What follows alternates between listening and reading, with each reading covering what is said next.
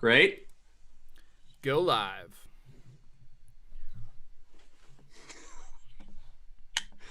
With our sound, can they hear us? Yeah, oh yeah, there's sound on this one. Love that. I'm just flying blind, so I don't know what at any point is live or not. Well, you're the control master. I'm just going to assume we're always live. I have put us live. Great. And people seem to think that we're back. Okay. Don't call it a comeback. Okay. I'm gonna show what we look like right now, but you have to excuse how poorly I was able to size Chris's Zoom window, okay? You have to forgive us. Cause it's embarrassing. Chris, we're live, baby. We're live. I don't trust it. I need to know. I need to see. I need to believe. How's it looking? How's it sounding? Is everything coming through okay? Are we getting there? Still lagging occasionally, however. I think that might just be the reality we're going to have to... Yeah, I think we're just living with this. Audio is very laggy. Still stuck. Both AV are laggy. Still frames again for video. What? We solved nothing. Well, we solved nothing. People are saying it's worse. Video's still worse. Bad. Frozen. Trust no one. It's worse. It's worse even. Oh no. I'm so confused. It doesn't say it's dropping frames. It doesn't. What's wild is that this is exactly what we did before, and it worked fine, guys. We're dealing with what we can. Same exact setup. Here's what I think we might need to do is we might just Jack, I think you should just test going on by yourself for a second, just to see if it is this call between the two of us thing that's just kind of delaying it in some big way. I just want to know if it's maybe Zoom is really throwing us for a loop here. I'd be curious if you could take just yourself. Yes, I will and I'll quit Zoom. Quit Zoom. Get out of here. And then report back. I'll watch you. Leave meeting. Okay, now it's just me, you guys. Now we can tell all our secrets that are about Chris. Here's my secret. I like Chris. He's the best. Okay, tell me how this goes. Tell me how this goes. Audio's clearer now. Now it's just me. I'm gonna full quit Zoom. Yeah, it did. Is it all the way better? And is the video sort of normal? I'm not as laggy. I could rave and you could see it. Is that what we're dealing? What's up, Matt? Visual lag, no audio. Audio is great, but video lagging. I mean, that I really just don't know what to... Don't know what to say. Audio's good, video's frozen.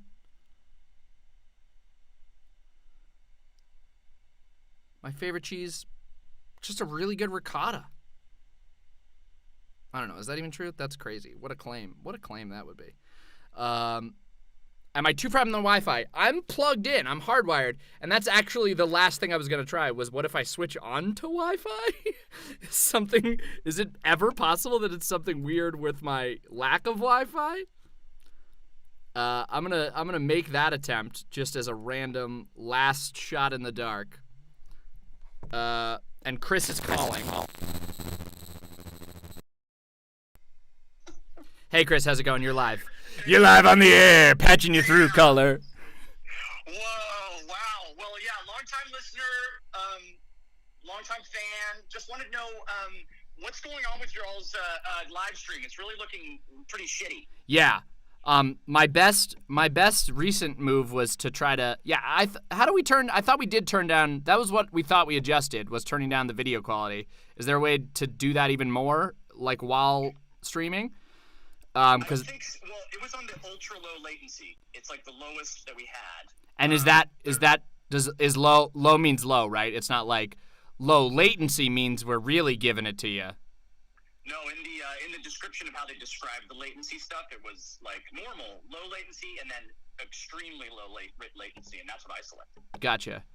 That meant like real-time user experience, but that could have been that maybe it was too low. You know, it didn't want to give any quality. Are we streaming 1440p? Because we could switch that down. Is that a thing that I can change on the fly? Turn that down if you can. Where would I change that? If you could. Oh no, if we're ultra low latency, I think it doesn't even. Okay, I switched to Wi-Fi, y'all. That didn't seem like that did anything. Maybe just my old MacBook Pro can handle all this streaming, but I have succeeded streaming before. Particularly when right now it's not running anything. Like it's not. Do we think here's the one program that's open that's not usually open when I do this? Final Draft. I'm gonna quit Final Draft. It was that Collaborate. It was that Collaborate that we set up. Did that fix everything, you guys? Could you imagine if it was if it was because Final Draft was crashing my computer? Yeah, I mean, I'm in like my garage office space where I like record, VO stuff and real time do that, and it's a professional setup for all intents and purposes, and I'm very confused. Latency too low. Low latency means no delay. Yeah, that was what I was kind of thinking. I think, don't we need it the opposite? We want like higher latency. Someone's texting me that I need to restart my MacBook. That's what I did during the break. I feel like I wonder if maybe there's a middle ground to what we. Jeremy Sloan is now calling me. You want to answer? Do we want a real-time tech support? Yeah, get some tech support on there. All right, we're gonna get some real-time tech support. Thanks, caller. Hello, caller. You're on the air. Hi, long-time caller. No. Yeah, I mean, we've talked on the phone a lot. Have you tried just a hard reboot of your MacBook? I have. That was what I did during the break. Damn it. All right. That's all I got is a restart. Oh, okay. Thanks. Yeah, no, I came up with that one. Okay, are you still streaming? Yeah, you're on the air. Okay. 10 seconds per frame. Oh boy, we're getting great audio though, is what I'm being told. Okay, well, thanks for calling, Jeremy.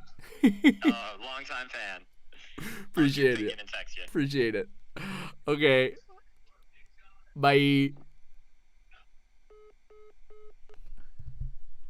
Okay, well, here we are. Happy birthday, Jacob. Yeah, this is our very high concept bit. Thank you, Brendan. I really don't understand. So we've got no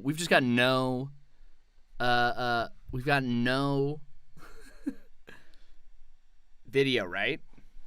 No video whatsoever.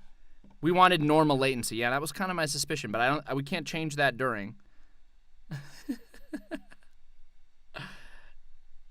I have tried turning it on and off. I've blown everything. Hammer's a good idea. Fantastic audio. Love hearing that. Thank you. Reroute your booter. Good idea. I don't think I can adjust the latency settings during. That's the issue here. Because yeah, wouldn't we want to be on a higher? Want to be a normal latency? Ultra low latency is if.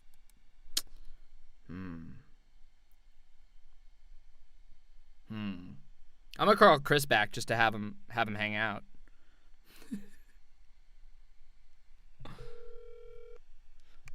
Audio's good, video's lagging hard. Long-time listener. Yeah, welcome back. Yeah, good to be here. I was just curious, what the hell's going on with your all's live stream? Oh, hey man, not super helpful. Oh no, I just thought that was kind of what you guys were like going for, like that was the bit. Oh, well, thanks. Chris should try streaming instead. Chris doesn't have like a whole setup. We could hop to Twitch.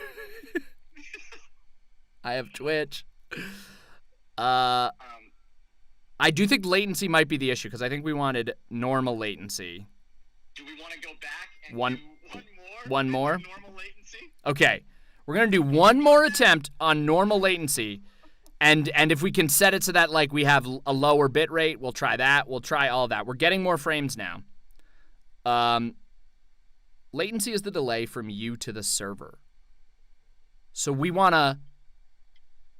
Yeah, because normal latency in theory is going to make it less interactive because we'll be more delayed. Right, but that would be because it's not trying to upload as quickly, right? Because it's taking a second, and that might help.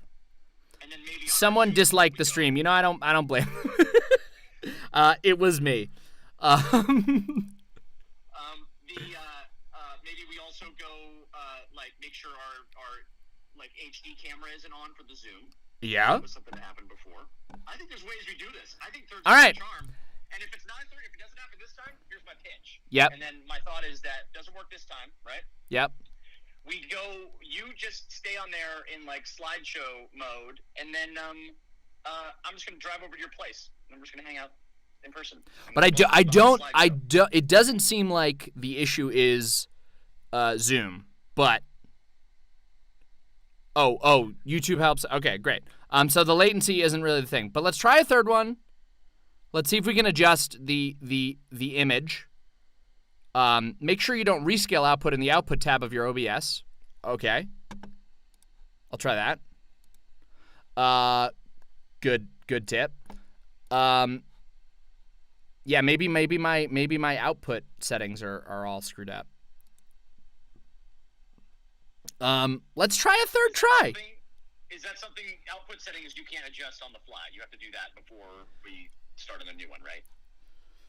Would I want to make my video bitrate lower? Would that help? Here, I'm just going to adjust. I'm going to make a lower bitrate on the fly. We're going to wait a second and find out if that did everything. Okay, I lowered it a little bit. Wait, it's getting better, says Daniel T. Reduce quality. Is there a way for me to reduce quality on my end in OBS? Can I reduce quality? Do people realize that this was a long roundabout way of getting free tutorials? Yeah. This was me wanting to learn OBS. Frames are catching up. Video is getting better. Okay, maybe we stick to it.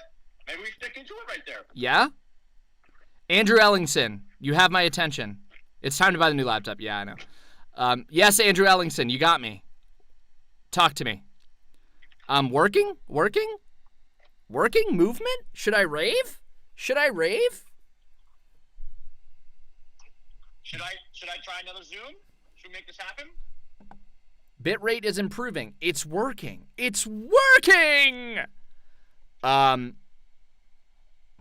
So it's a bit Lower. I'm gonna lower the bitrate more. I'm just gonna keep lowering the bitrate. dude.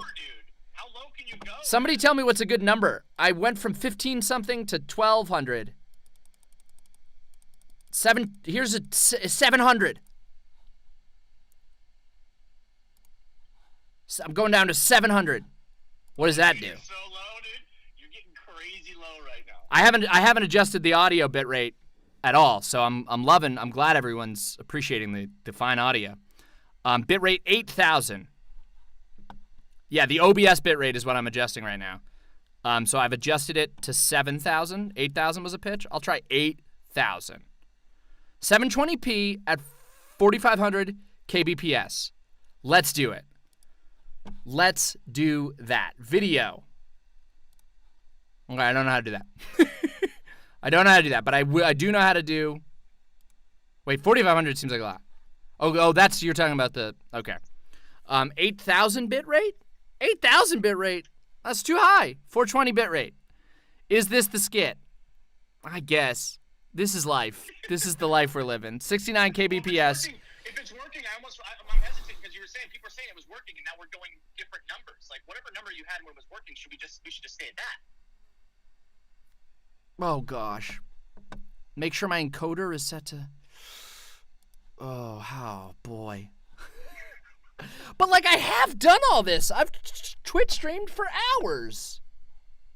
Yeah, but there's all these things, man. We're breaking the internet because it's July 6th Park. I cannot adjust. It doesn't look like I can adjust my encoder while I'm up and running. Can you drop the audio bit rate a little bit just to kind of make sure it's? I mean, this audio though, people are friggin' loving it. But yes. I wonder if that's what's competing so much for video. Okay. All right.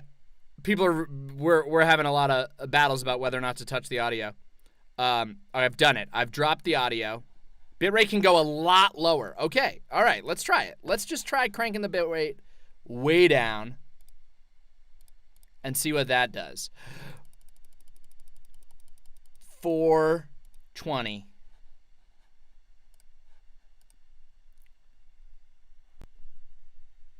I don't know. How's this? Still the same. I don't know. I'm tempted to say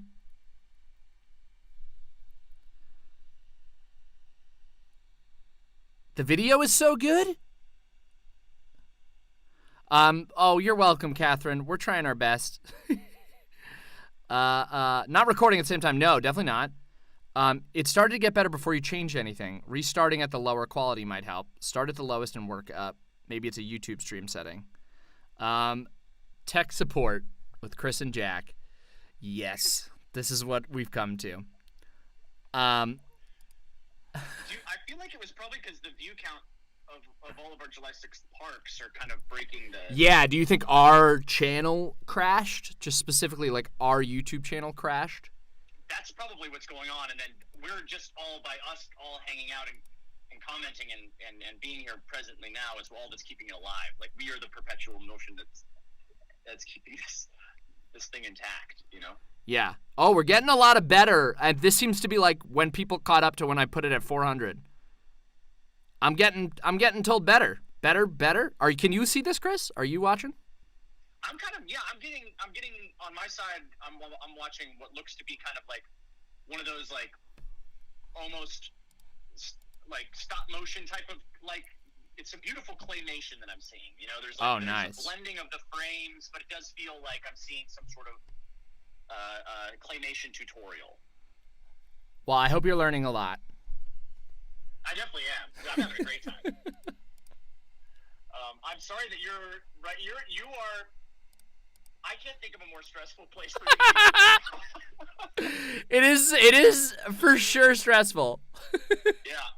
But what's a July 6th park without really putting Jack into an uncomfortable position? Yeah. You know? Yeah. I'm over here having like I'm just like here.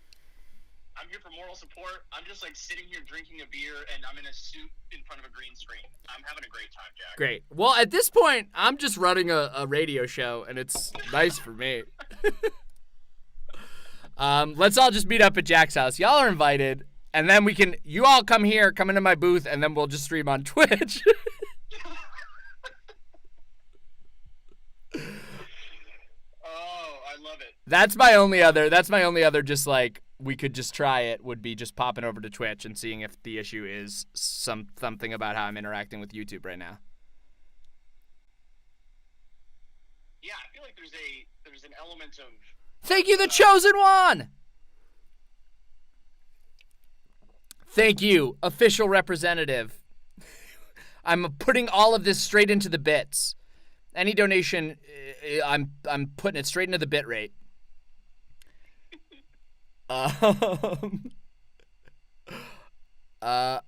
Okay. It's saying, yeah. I'm wondering if there's just too many different points of entry for like possible like confusion of data and stuff. Like, there's the YouTube part. There's the like stuff we set up before we start the stream. Then there's the OBS side. Yeah. Then there's the like, oh, maybe there was like a solar flare in your neighborhood, you know? Thank you, William Anderson. Use a fan to cool off the laptop, decrease CPU heat, and prevent throttling. We'll try that. Yeah, I've twitched very occasionally. Jack DeSena hello on Twitch. So that's where we would go if I was going, but I don't think that's right now. If everybody's getting great audio, why don't I just go black screen Just a lovely little, I'll go to this. Here, ready? I'm going to click off that. I'm going to click off that. I'm going to put these lovely faces. And we'll just have a nice little audio only hang. I like potentially, well, I sent you another Zoom link, so why don't you answer that, and then we can occasionally pop up just as a frame for people to see, and then we go back. Great. Make sure my laptop is not on power saving mode. It's not. It's plugged in. Everything's plugged in. I'm going to hop into another Zoom call so that we get nice, crisp audio. And now it's a podcast. And I'm going to, so do we end this call because now it's going to be a little Zoom thing? Yeah.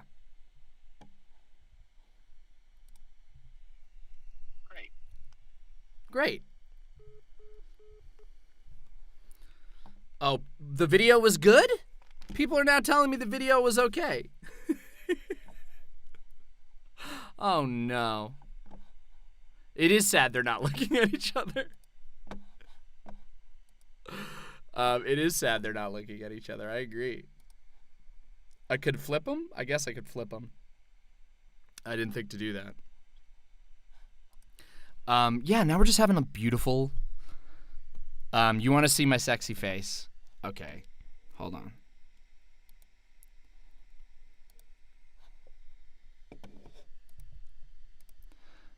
How's everybody doing out there?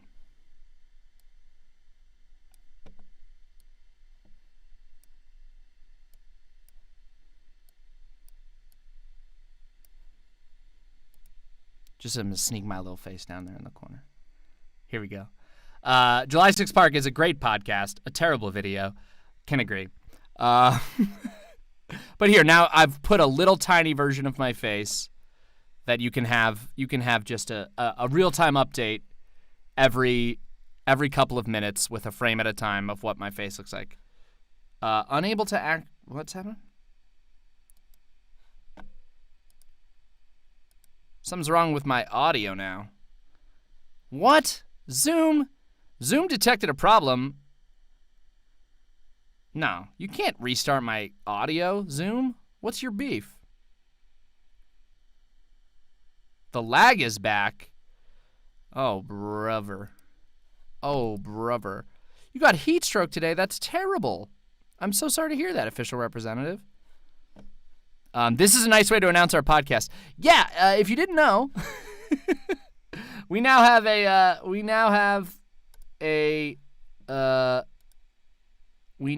Chris, I don't know, something's wrong with my Zoom audio now.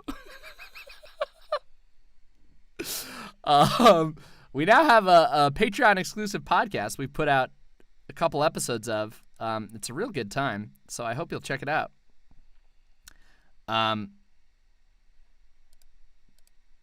Okay, something's wrong with my speaker in Zoom, and so I can't get Chris's audio. Now I'm just full baffled. Stream is slightly laggy again. Everything is broken. Everything's cutting in and out. Audio's perfect. You know, this is the spirit of the holiday. Did everything go right when they opened the park? No. Did a bunch of people die? Yes. Did they try again? Yes. Did a bunch of people die that time? Yes. Did they try again, though? Yes. And did a bunch of people die that time? Yes. But did they try again, though? Yes. Did a bunch of people die that time? Yes. And now the next one, I think, they're just going to be loose in the regular world. So I think they've stopped trying. So the lesson is we should try 2 more times. Someone's on my neck connect. Oh, no. Anyone else on my router? No way. And I'm hardlined, so it's not that. When you see this, the audio's cutting, and we can't hear Chris. The audio's cutting now as well. All right, I'm gonna call Chris. While the bit rate might be low, the bit rate remains very high. Thank you for that, Kevin. Thank you for your support. Fuck, marry, kill, T-Rex, a raptor, Chris Pratt. What's up, Posh? I'll fuck them all. Okay, Chris, how's it going? Hello? Hey, I've got you back on the phone because something's going weird. Wait, something's going weird. Yeah, That doesn't sound like a live new stream, things going weird. I was having a great monologue over here. I thought I was really doing a great job reciting most all of the lines from Jurassic Park. I was gonna prompt you to just start talking us through it as a radio play while we were here. When we're ready to fully pivot from troubleshoot mode, I am just last curious for the, I kept seeing a lot of people talking about it's still coming through, and as I was watching it, coming through at 1440.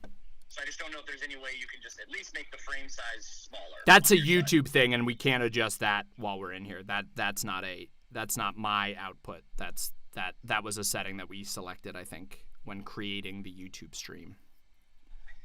Oh, let me just experiment with something here. Great. Let me just experiment with something. Chris has an idea, and also I might be totally wrong about that explanation. What's more painful, this live stream or watching Chris juggle for an hour? I think during watching Chris juggle, I was entertained by Chris's juggling. I was like, wow, this is amazing that it's going on so long. So that kept me engaged. And then I also had, like, the back of my head, I was going, like, this is pretty good. Like, this is a fun concept. What are we doing? I kind of like this. Whereas this, full panic the whole time. One more restart for old time's sakes. Slowed the speed to 0.75, fixed the audio lag, but now speech is slurred. Well, I also had a quarter of this beer, Sansanity, so maybe we're just getting to that time of the night. Here's my new pitch. I want us to do 6 total different live streams tonight, and I want each of them to be one for each of the movies. You know? Great. Right now, we're in the second one. We're gonna start a third one, and then by the end of this, really, the true believers will be all that remain, and it'll be like, now it's a party. Yes. Now we're in the, like, after party. You know what I'm saying? So when you set up a stream, can you change it from 1440p to 720p? I'm checking on here now. So I've seen. So I'm in one now. I'm saying. Wait. Oh, it's saying I can't schedule one. Oh wait, hang on. Let me see if I can get in here. Okay. Yeah, I got Twitch affiliate, but I haven't signed anything up yet. I got it like a month ago because I streamed for a month and then I haven't since then. But it's fun. We can hear Chris as of like 30 seconds ago to get where you are right now. This is right now. This is when I saw that. I'm very sad we're not seeing Chris's outfit and background though. That was the best thing we had going for this stream. And it failed us. It failed us entirely. Can I get this little Zoom thing going? See if it reconnects. Okay, so I think I did that. Oh, your video's looking good to me, Jack. Video's looking good? Video's looking real good to me. Video's looking good? Chris says it's looking good. Whoa! Yeah! Yeah! Yeah! Yeah! I'm spinning! I'm spinning! Yeah! Oh yeah! Guys, why was my aspect ratio so fucking high? What was I thinking? Now I can up the bitrate? Now people want me to up the bitrate. Fucking let's go. Let's experiment. Let's get weird. Output. Bitrate, I'm going to crank it back up to 800. We'll see how that goes. Thank you, official representative. Okay, I've upped the bitrate. You did try to tell me, Benjamin Goldman. I didn't understand. Also, I couldn't change that while live. That was the issue. Say the current time so we know if there's a delay. It is 8:06. There you go. We miss you. I missed you, James Early. I missed all of you. I missed you, Kevin Radcliffe. I zoomed you. Still working. Keep upping. I'm gonna keep upping. You zoomed me, Chris. Let's get Chris in here. I'm up in the bit rate. I'm gonna go back to just kind of where I used to live and see if it just accepts me again, because the aspect ratio seemed to be the actual problem. Thank you, William Anderson.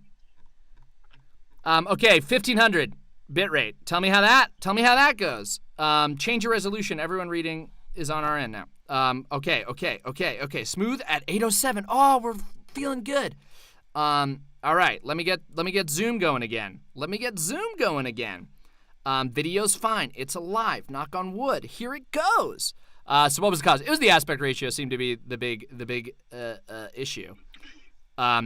And so that means that any of the scenes I built are kind of now broke at this aspect ratio. So if we want to do anything fancy that I had set up for us, we'll have to take some time. But also, screw all that. Now we're just hanging. We're just living. Thank you, Chris Karras. Latency is great, too. It's quick. Love this. This is amazing. I've seen 2 Broncos Super Bowls, and this is the greatest day of my life. Thank you, Woody Roseland. I'm working to get Chris back in here. He's still here on the phone. He's just being patient and quiet. Silky smooth. I want to let these people. I want to let all of us have this moment. I'm really just enjoying myself over here. Wait. Someone said.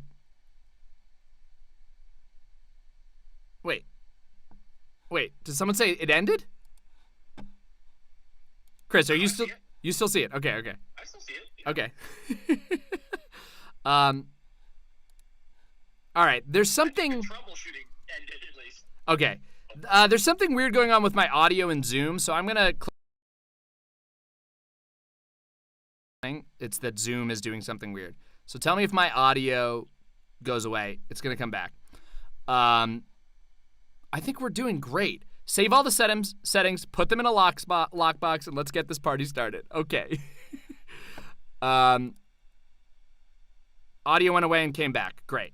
But Chris, something's still going on with Zoom here. You're not getting me at all. I'm not getting you at all. Will you do... I have your video. Yeah. Can we do a phone call so that your audio's coming through? You know what I'm saying? I think so. Oh, wait, we're already on a phone call. Chris, your phone is already on a call. Yeah, duh. Okay, I'm hanging up on you. I'm hanging up on Chris. I'm going to call Chris to patch through the audio because the audio is not working on Zoom, but the video is working on Zoom. I am off the Wi-Fi. I'm back on the hard line. Video and audio are awesome. Yes. Oh, and I can even, where'd this little thing go? Where'd my this thing go? Let's lock that. Wait, how do I call Chris through my computer? FaceTime audio, doing that. Can you hear that ring? It doesn't look like you can. What's that about? Now you can hear the ring? Chris, don't send to Zoom. The Zoom is not working. And there's some sort of settings issue with the Zoom. I don't think it's yours. I think it's mine. Wait, now we lost Chris. White finds a way. I think maybe we just go back to the Discord calls. That's not a bad idea. I don't have Discord on my computer though. Wait, but why aren't you just hearing here? I'm gonna do this. FaceTime. I need to change my settings here. We're gonna do this. I got this. I feel very confident. Now I feel like this is all working. Everything's gonna be going very well. Okay, now we're doing great. Well, how do I change my audio settings in the desktop Facebook or FaceTime? Okay, changing it to that. Great. Now I'm gonna call Chris again. Y'all tell me when you hear the ring. You're gonna hear it. I feel confident. Well, I'm not hearing it. Don't worry. Okay, well, now I'm not. Now I'm not hearing it. What's going on? Chris, you're there? Hello? Okay, you're coming out just... Oh, boy. What's the deal? I'm trying to find a way to get your audio. You can try me again on Zoom, but something is weird with Zoom. I'm gonna call. We're going back to this. We're going back to the phone for now.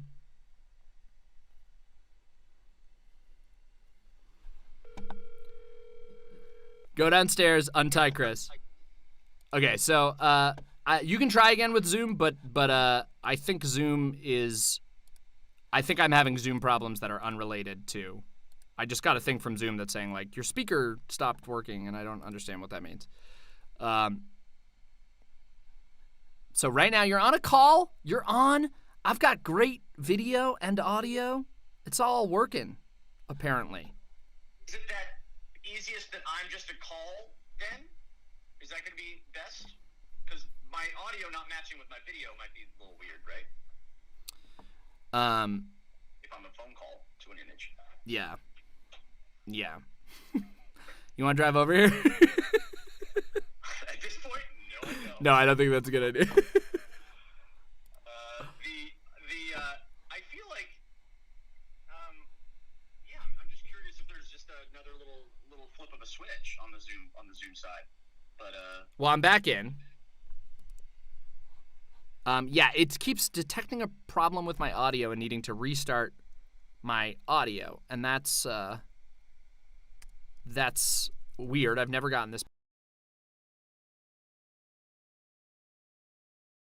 I'm gonna disconnect my stuff. Why don't we I call each other over Mac. I tried that even, Kevin. I don't know what's going on.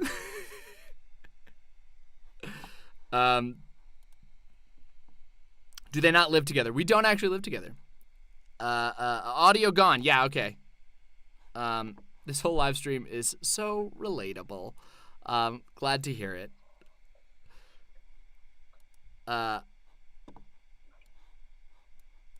Okay, Chris, how we looking? The audio's here. Great. Tried using Discord. I don't have Discord on my computer. Which audio devices are active? Right now, the audio devices that are working are my microphone to y'all and Chris on the phone with me. Zoom, I don't know what's going on. But you're still there, right, Chris? Okay. kind of in a holding pattern. Great. Audio settings in Zoom. Why would that have changed? Why would anything be different from what it was before? Yeah, something's wrong with my speaker.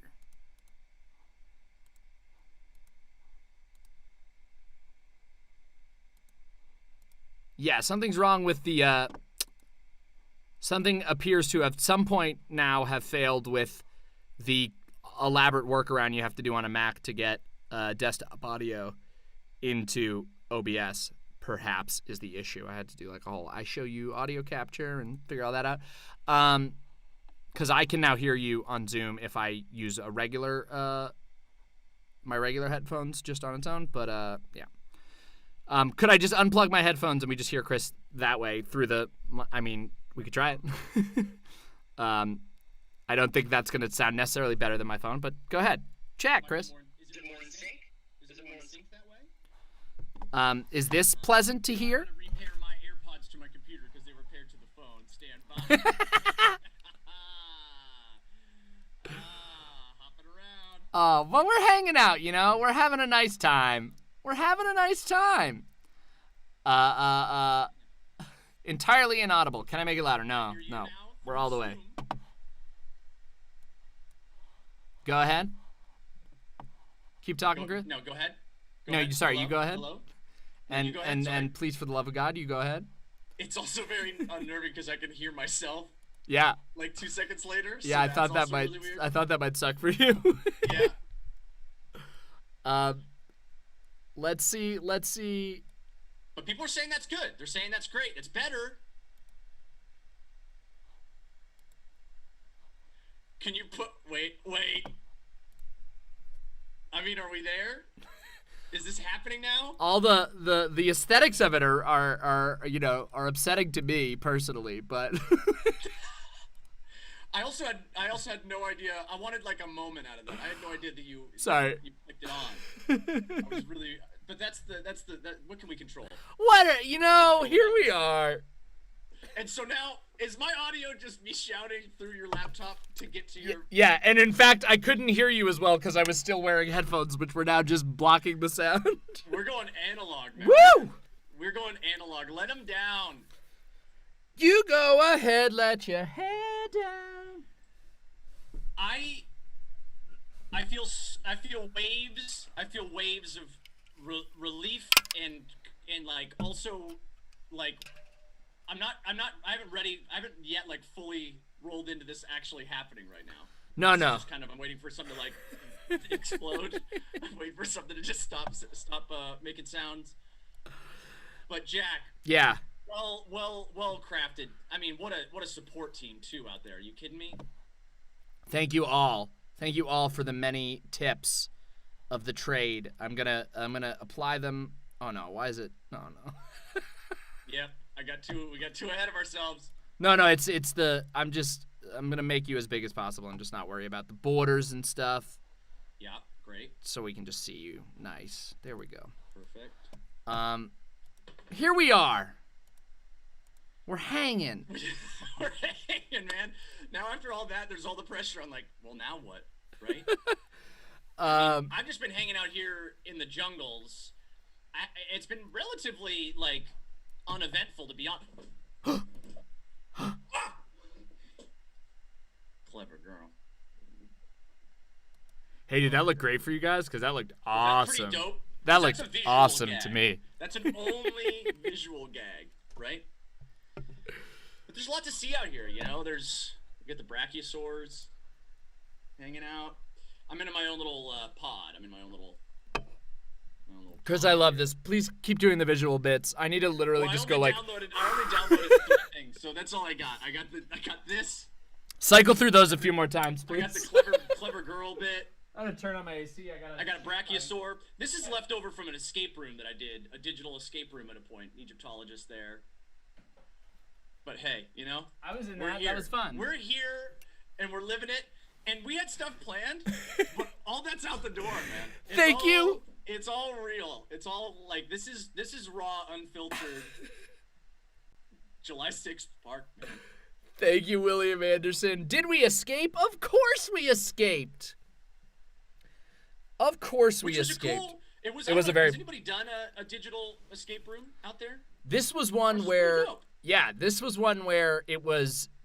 The way they were doing it basically was just like it was a person with a camera here, so I've done one where it was like a room that was created purely to be done on Skype, and it was like the whole concept was like I'm showing you different slides of things and whatever.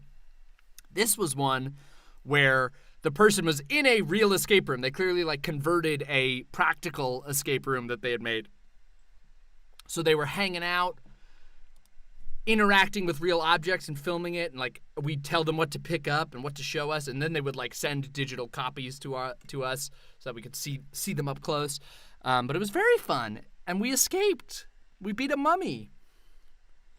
We did, and it was surprising how well adapted they made it. I almost feel like we have the makings. That was almost an escape room that we just got out of, Jack. I legitimately... We all just got out of an escape room together. My actual feeling right now is like, oh, yeah, like, the stream... It feels like, okay, now we have to start the stream when I'm, like, so exhausted. Great work. Well, Thank you for... some backgrounds. Thank you for guiding me through. Backgrounds here, so I gotta eat dinner. I didn't eat dinner because I was so stressed. You feel the stress relieving now, Short man. rib. Now I'm relaxing. A short rib rice bowl from Lemonade. Oh, that's lovely. Now I'm hoping that most people that are hanging out there, we like kept you up way beyond what you were hoping for a live stream. Like that this is like 4 a.m. wherever you're at, because that's when the party gets real now. That's when we're talking about a real party. Oh, but now I'm out of focus. Now it matters. I'm out of focus because of the. Because it's a video thing. Let me add some more backgrounds here, because this is important. Ooh. Because this is important here. Hang on. Yeah. Fixing the stream with your homies always a good time. I did have a genuinely nice time by now. Now it feels good. Now I'm very relieved. Who needs to sleep when you have July 6th Park? How? This image little unnerving to me. I'm like, very cool, but so they're just, the implication is that there's a skeleton. It's like a zombie dinosaur. It's too, you've grounded the skeleton into a very real world setting, walking around, and it is unnerving. Yeah. More. Look at that. It's kind of nice. That's lovely. Nice and bright. How do you think like that there? That's lovely. This is a fun image that was on the Discord today. Someone posted it. Thought that was fun. So that was a little fun. Yeah. There. Yeah, I'm gonna load myself up here, and this will be a little slideshow for everybody. There we go. It's a little something. Jack and I hosted a screening of Jurassic Park last night at the Alamo Drafthouse, which was amazing. We had a cake. Don't know if you can see that. It won't let me move it. Here, I can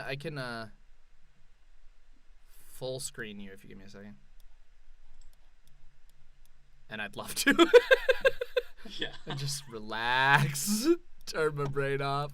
Muriel Hampton, thank you two for keeping this holiday going, and thank you everyone for continuing to celebrate this day. Love you all. We love you, Muriel. Thank you for helping us celebrate.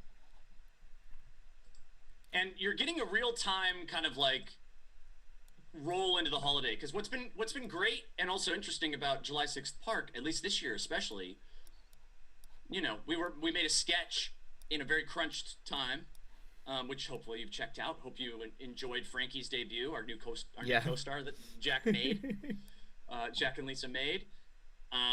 But then it's just this. It's one of those things where it's a bit of a little bit of a scramble, which then now you're catching us at the moment where it's now cresting for us. Where now it's kind of like the obligations are gone. We're like now able to like fully let loose. Yeah. And this is whatever we could like prepare for and curate. That's gone. That's done. Now you got this. Frankie, Now I yes, feel good. adorable. Frankie has the range. Yes, she crushed it. She was so. We have now a full cam for you whenever we want it, Chris. I set that up. Great. She was so immediately comfortable and hanging out with people and like so reactive. There were definitely reaction shots in there that were things that we like hoped to get and planned to get and like set up to get. And then there were other things that was really just like her responding to Chris and her like being really reactive, and it was great. I thought it was so fun. At Benzer, E.T. Benzer, thank you. Casting is difficult. You have to start making your own actors from scratch. Yep. It's really the only way to still avoid what's going to be, you know, we're trying to not make everything CGI these days. Yeah. Everybody's trying to make actors just out of digital, like pixelated actors. There's roundabout ways, but it takes a little longer. But I appreciate you going practical, Jack. Yeah. It did take a little longer. Okay, I'm gonna cue over to you for the slideshow here. Wait, I can make slides your that frame. everybody saw me already use.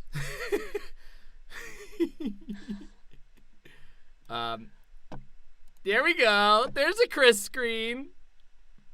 Stream started not too long ago. Yeah. It just happened. Yeah, it just started.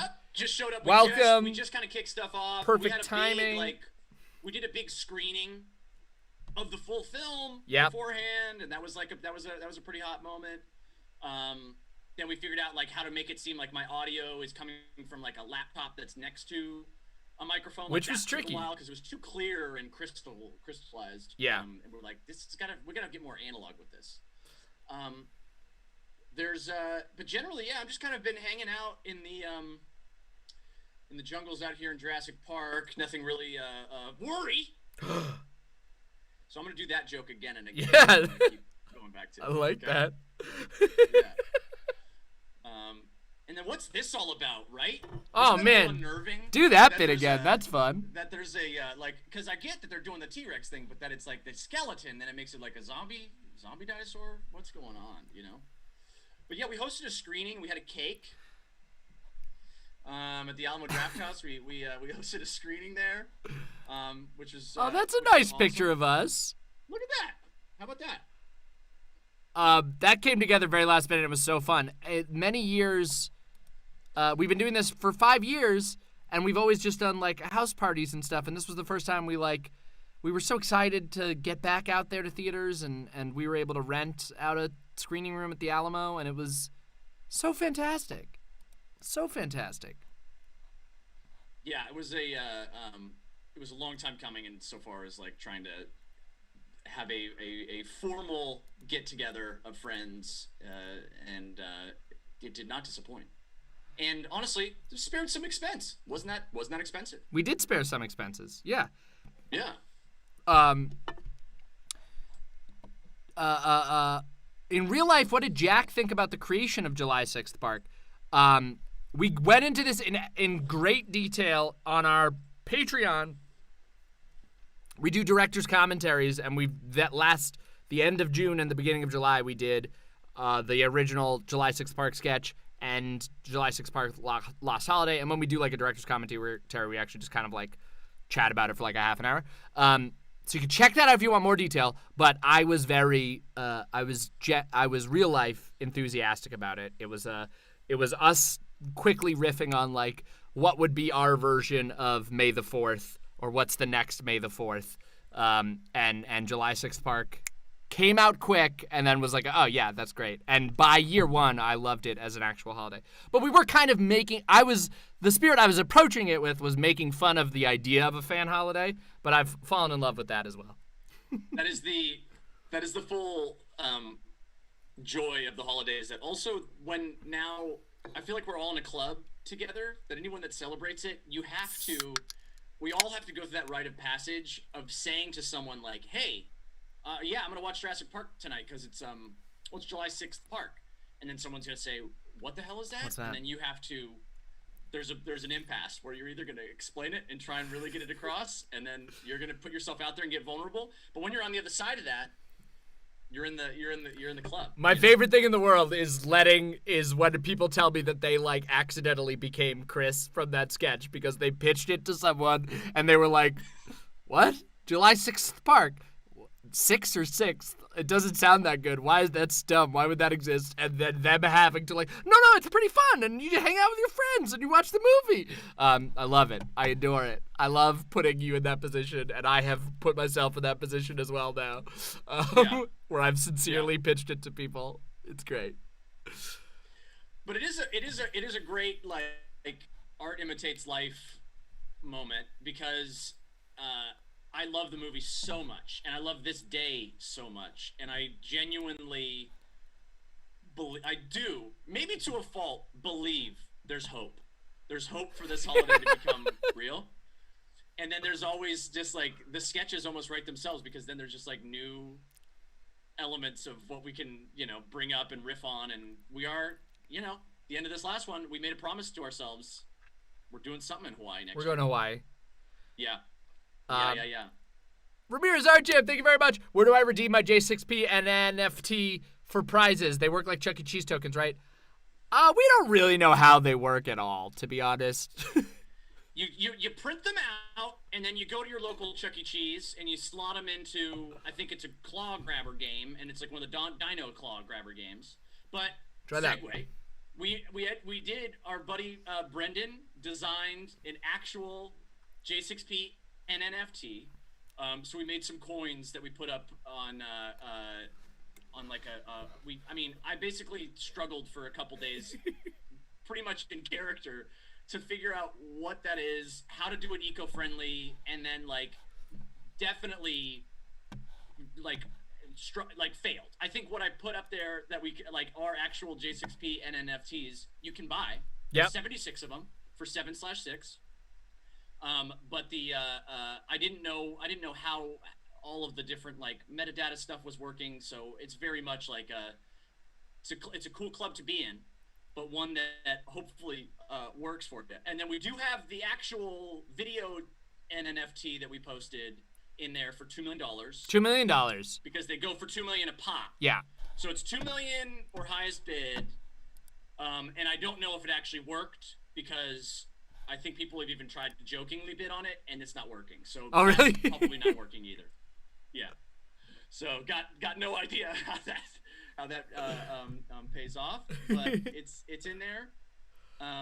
But it's also a big shout out to our friend Brendan Rice, who's done all of, and might even be in this chat. Hopefully, He was at one He's done point. all of We our probably art ran a lot of and is people very off. much- What's that? I said he sure was at one point, but we've probably ran a lot of people off. Yes, it's the truth.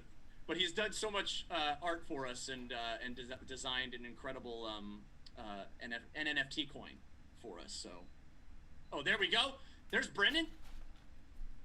Oh, what's and up? Ramirez says, it won't take your $7.06 bid. That's strange. I'm assuming 7 mil.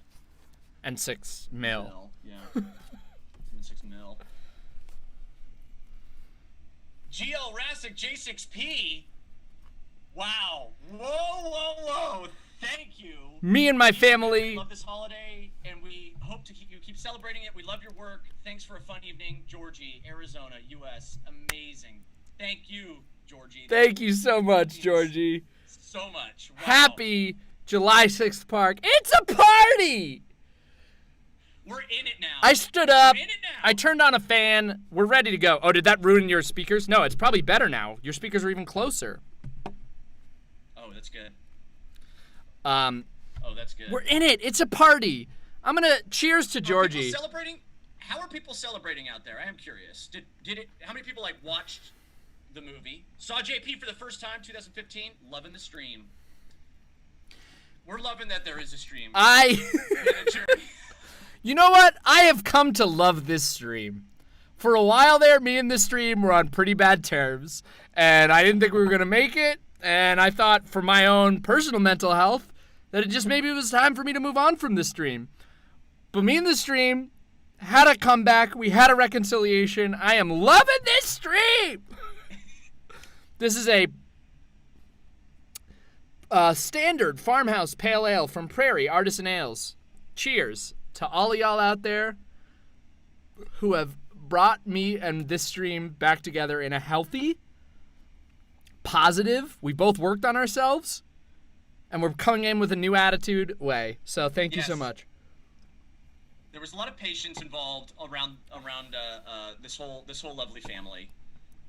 Universal released a Jurassic World IPA this year, and I was trying to figure out how to get my hands on it for next year's celebration. Oh man. We gotta. Yeah, Drumsy, we gotta make that happen. Oh yeah.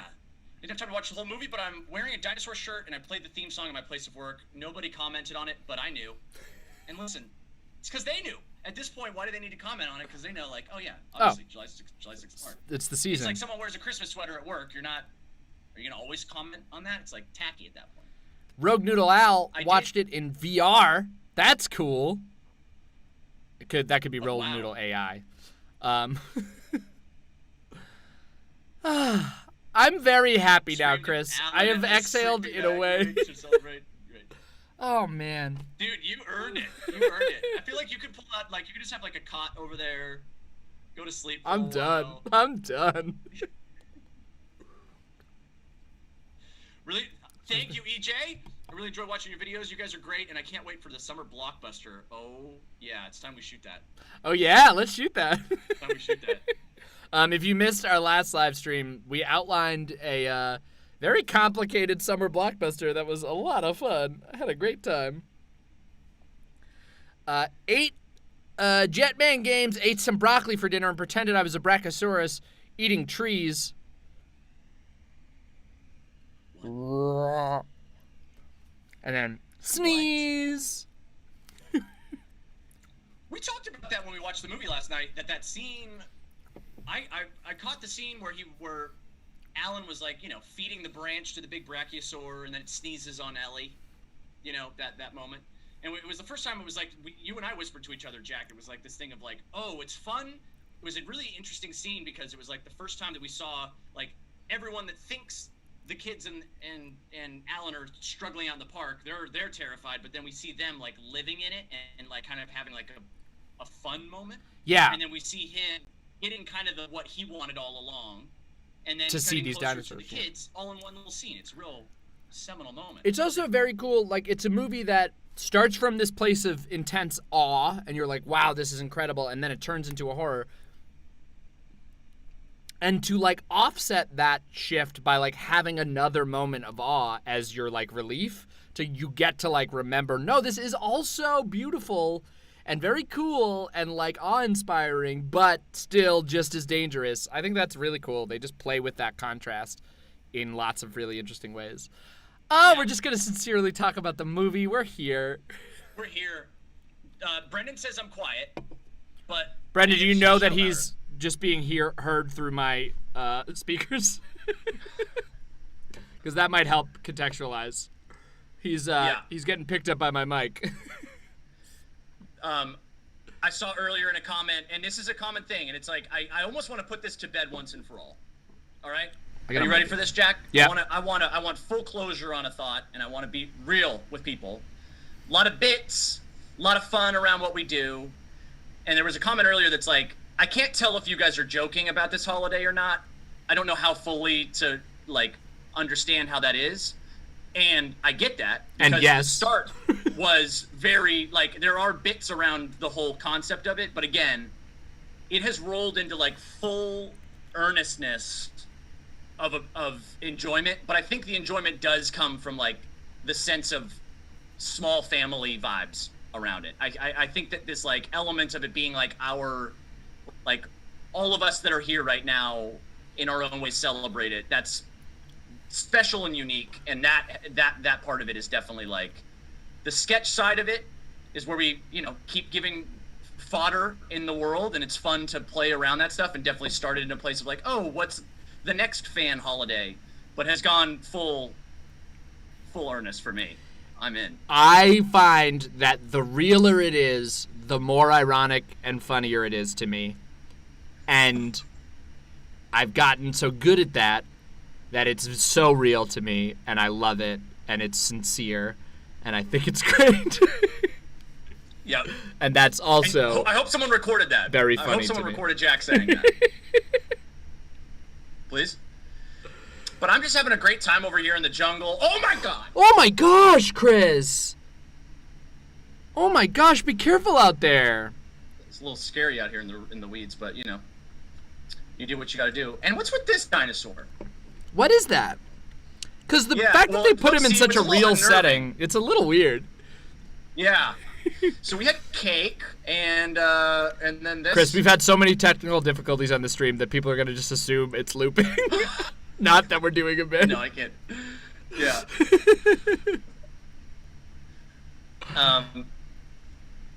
But we do have to start brainstorming for ideas. Does anyone live in Hawaii? Oh yeah. By any chance? Shout us out with the Hawaii couch to crash connections. on? We were that Hawaii plan is now little peek behind the curtain. Little peek behind the curtain. That Hawaii plan is now multiple years delayed. Right. The original plan to potentially do it was 2 July 6th parks ago, right at the beginning of COVID, because I was supposed to be going to a Comic-Con in Hawaii in 2020. Oh no, that's 1 year delayed. Yeah. It will have been 2 years delayed. So 2020, yeah. I was supposed to be going to a Comic-Con, and we had the idea, like, why don't we just extend and shoot something for July 6th Park. We didn't, and then we thought about doing it this year, and it was too difficult to schedule. So now we just committed to it on video, so we will definitely go. So give us your Hawaii recommendations. Well, Woody Roseland says my buddy is a pilot in Hawaii. That's key. I want somehow to get as cinematic as possible. Yeah, so we'll pay for shots, we'll pay for a helicopter tour over the waterfall, and then Woody, we need your friend to trail us in a biplane. So we get that shot and shoot us yeah, and we'll lean out the side door and wave at him. Muriel, thank you so much, and enjoy. Wait, I might even have the actual the original Huff pen. Let's see here. I will definitely ask Justin for hookups. Did I keep that? Thank you, Ramirez. Yes, we want it to look practical. I'll be trying to find a practical way to age Frankie a whole year by then. I have a brief little show and tell now. I have 4 things I want to show y'all in increasing value. Okay. Okay? If this doesn't end with a J6P NFT, what are we even doing? I mean, that's true. I don't know. Well, you gotta just like let it. You gotta let. I don't know if there is any value or maybe they're so valuable because they can't be purchased. They're just like it's just impossible. All right, Muriel. I got a Huff pen too. Here it is. Here's one of the originals. Movies in I have a whole, like, space. shelf Huff of pen. little props. This was from Movies in Space that we made. It's a 3D printed prop, which really is kind of strange to have 3D printed it because it could have just been straight up just like a little like eyedropper or something like that. But it's a 3D printed thing. My buddy Mike does 3D printing or 3D modeling, and then we painted it in. I do legitimately think with sci-fi props, there's a part of your brain for like a lower budget thing where you see an object that's, you go like, oh, that's actually a this. Like the number of people who have been like, hey, is the robot's weapon in Will the Robots Let Us Live an immersion circulator with a piece removed? And we all go, yeah, and we go, yes, of course it is. A good eye. Yeah, it's this. I think we have the instincts to do that. So I think like making an object that is very familiar feeling, but is its own thing entirely, like the Huff pen, I think was a very clever idea, Chris. So I understand why you say it could have just been an eyedropper, but I think we would have all then gone like, well, that's just an eyedropper. You want just a little off. Quick side question: what flavor was the cake that we had? Oh, it was a strawberry. It was a strawberry cream cake from a local bakery of mine that specializes in them, and I hadn't had them before, and it was great. Happy birthday, Gagwag! Happy birthday! Oh, I realized. I think it was a question for Gagwag. What Gagwag's cake was? I just totally intercepted that question. I'm not sure that it was. Oh, okay. I'm not sure that it was. I think you're okay. Doing great. All right, second item. The shotgun mic and alien Increasing abduction. value. Another good example. Yes. Second item. Second item, increasing value. This was over on the shelf. Jack, this is our Streamy Award Oh yeah. that we got last year. How about that? Thank y'all for your support. That was a big surprise. And This is a genuine I'd like surprise. to think that it was the start of the platform for Frankie. That's what we're really setting up we're for building- her, I think, we're to building kind of for her. finally. We're gonna hand this channel off to her on her 3rd birthday. Chris and Jack and Frankie, and then we just take one of us out. Our font. Yeah. Every video, our fonts go smaller and smaller, but Frankie's gets bigger, and then we're just gone. That all right. streamy was such a surprise at every phase of it. We did not like submit for that, so we don't know who submitted us or if they just like the people from Streamies saw our stuff and whatever, but we did not know that we were even potentially going to be nominated. So then when we were nominated for 2 different Streamy Awards, we were like, what? Crazy. And watched it sort of as a like, well, that's silly. And specifically we're like, they would have like made more of a, they would have talked to it, they would have like had us pre-shoot a little thing or something if we won, right? We obviously didn't win anything. And then we won one of them. It was crazy. It was like a totally like, as we were watching it. And we were also just like I was like, I just driven up to Tahoe for the holidays, and we were like watching in our like rooms like we were separate, there was no award ceremony, and it was just kind of like, it just blew by. It was like, did that happen? It's very exciting. But wild. that was only the second most important thing, okay? So this is gonna be a toss-up. These last 2 items, and I just pulled them from the shelf. But Okay. These last 2, it's tough. And you Okay? also had the immersion blender. That wasn't even part of it. That was a bonus. Wow. That was a bonus. We're getting 5. All right, item 3, or technically 4 if we wanted to kind of get into that zone. We have the plea rig, full size, matching Jack's. You see, that was another 3D printed thing, but we scanned Jack's head. Just my head. I do want to say I have gotten His into whole worse body. shape from then, but it wasn't that big of a transformation. But you can see that, like, it's pretty wild, the like 3D printing stuff. Yeah. I don't think it showed very well on camera, but there's that. Pretty cool. But I think the top, in theme of the day, I mean, you gotta have one of these, right?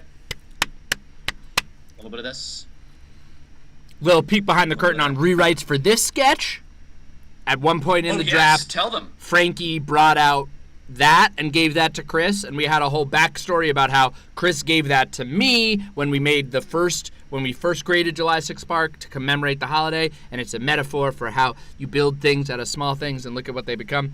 And it took a while to explain, and we thought it would be really cute for her to just walk out with a box of tissues. Just a tissue box. Just a tissue box. Really cute. Yeah. Have you looked into getting any authentic movie set memorabilia? I have. There was a period where I got sent a link. By a friend, and there was a real like, "Am I doing this?" moment. It was when I was.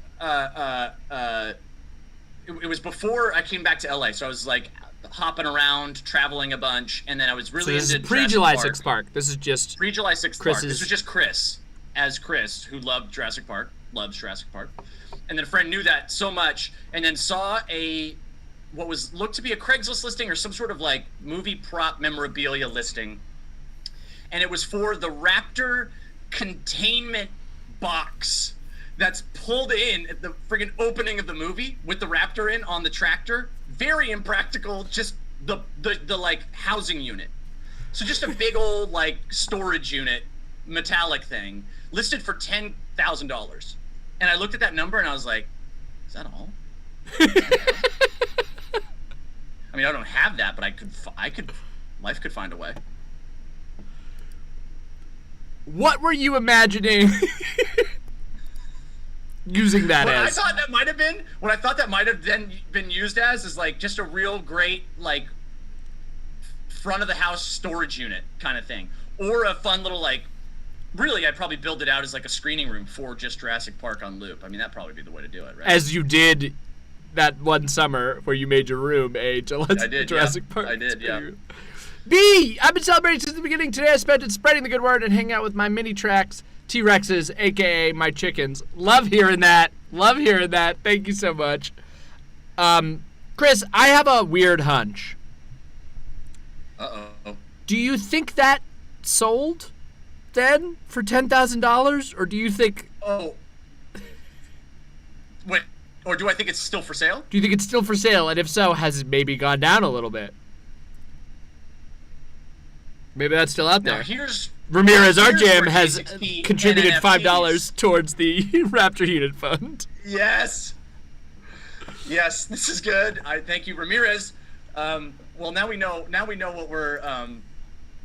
That's gonna be my big pitch in next year's video. Yeah. And it's gonna be that's where all of our budget's going. So join our Patreon. Yeah, we could really use that. We could really use that because the first 10,000 are going towards getting Chris a Raptor containment unit. Yeah. And we get it. We understand why. Yeah. Everyone's excited about that. I've been celebrating since the beginning. Today I spent it spreading the good word and hanging out with my mini T-Rexes, aka my chickens. Love that. I don't know if you already read that Jack. I didn't see it, but I thank did, you, but it's B. fine. Give more love to B. Oh shit, I'm late. What's up, Shaldo? Hey, here's what you missed. Nothing. It's been perfect. We're just hanging out. You missed a nice, relaxed, regular time. Everyone's having fun. Nobody was stressed about anything. It's gone great. No, we're just enjoying ourselves at Julysixth Park. Brittany Kramer. Brittany, wow, I love you guys and have for a while. Thanks for all the dope ass content. Thank you for all the dope ass support. Thank you for dopely supporting our asses. And really, the right they deserve proper support. Yeah. We need to make sure that we're still hot. We got to be these hot. Oh yeah. I think we're There's synonymous so much, with like hot YouTube. There's so much pressure on us to be hot boys. It's a real demand there. Did anybody actually found the eBay link via independent, but the Raptor cage is not on the site anymore. But it was there. Don't get cheap on me, Dodson. Yeah. Oh, Chris, should we tell our favorite joke, or is it inappropriate? No, we don't tell that joke. Okay. We don't tell that joke. Make the funny. Thank you, QA Bandyman, Quabandyman. Y'all. And now, well, the best thing is that we tease that we don't tell that joke, and now everyone's gonna want to know that joke. I say that now that it's been like out there, we can tell it at another time. Okay. We can Are you gonna tease that for the Patreon? Yeah, exactly. You'd like to hear that joke. Yeah. Hey, for real though, actually, we do a Patreon stream after each of our live streams. We do monthly Patreon streams. And there's a ton of other stuff that we do on Patreon. We got the podcast. We've got director's commentaries. So come check out Patreon. Come hang. We will be hanging on Patreon right after this. And I forgot about that till right now, and now I'm trying to even harder to fix OBS. We're doing great. It's all working. Ben Goldman says, looks like the prop didn't sell and the estimate has gone down to 6,000 to 8,000. That's what I'm saying. That's what I'm saying. That's what I'm saying. No one bought it for 10 grand. If you came in right now with like $4,000, I will take it off your hands, $4,000, and you put it up on the family property in Lake Tahoe, do it. Yeah. $4,000. You could buy that for $4,000. Start even lower. Start $2,500. Maybe they'll accept J6P and NFTs. Yeah. I got 70 of those. I'll give you 5. You know? Yeah. But I feel like if we all went in on that, like that could be like a like timeshare for all of us. Like we can all kind of like use that as a little like crash pad. Yeah, so do support our Patreon, because we quickly went from a sketch channel to running a tiny, shitty Airbnb with a lot of overhead. It's themed, you know? It's themed. No, the idea of making that a screening room, or someone pitched putting one of those old, like, motion Jurassic Park arcade games. Do you remember the, like, 2-seater? Yes. Putting one of those inside of that is a legitimately beautiful idea. That gun, the like shooter game for the Jurassic Park enclosure, you know, arcade game, one of the greatest gaming experiences of my childhood. All right, when we sell a TV show, we're gonna invest in that together somewhere.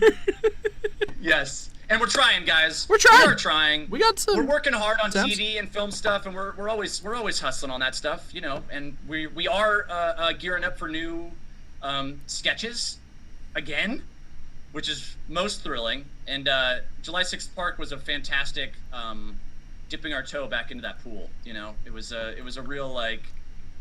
Do we know how to person still? Like how does this work? Abdul Rahman, I'm looking for an actor for idea of movie. You will be perfect, but no pay, but many exposure, please. I think I'm busy then, but I'll do it. Chris is in. Chris, I'm cracking another. I'm enjoying. I'm having it's clicked over into a night. It's getting loose now. Jack had a full hero's journey on this stream. I'm trying to think. I want to find some other little fun. Is it fun to share? Do a little show and tell? I'm having fun. Like a shelf of all of our props. I'm having fun with that. A little show and tell. You know. Let me see if I got another little thing over here. Maybe we can identify if that's something. Let's see what we got. Carl Springer says they're probably aching to get rid of the thing. Taking care of raptors is expensive. Yeah, it's tough.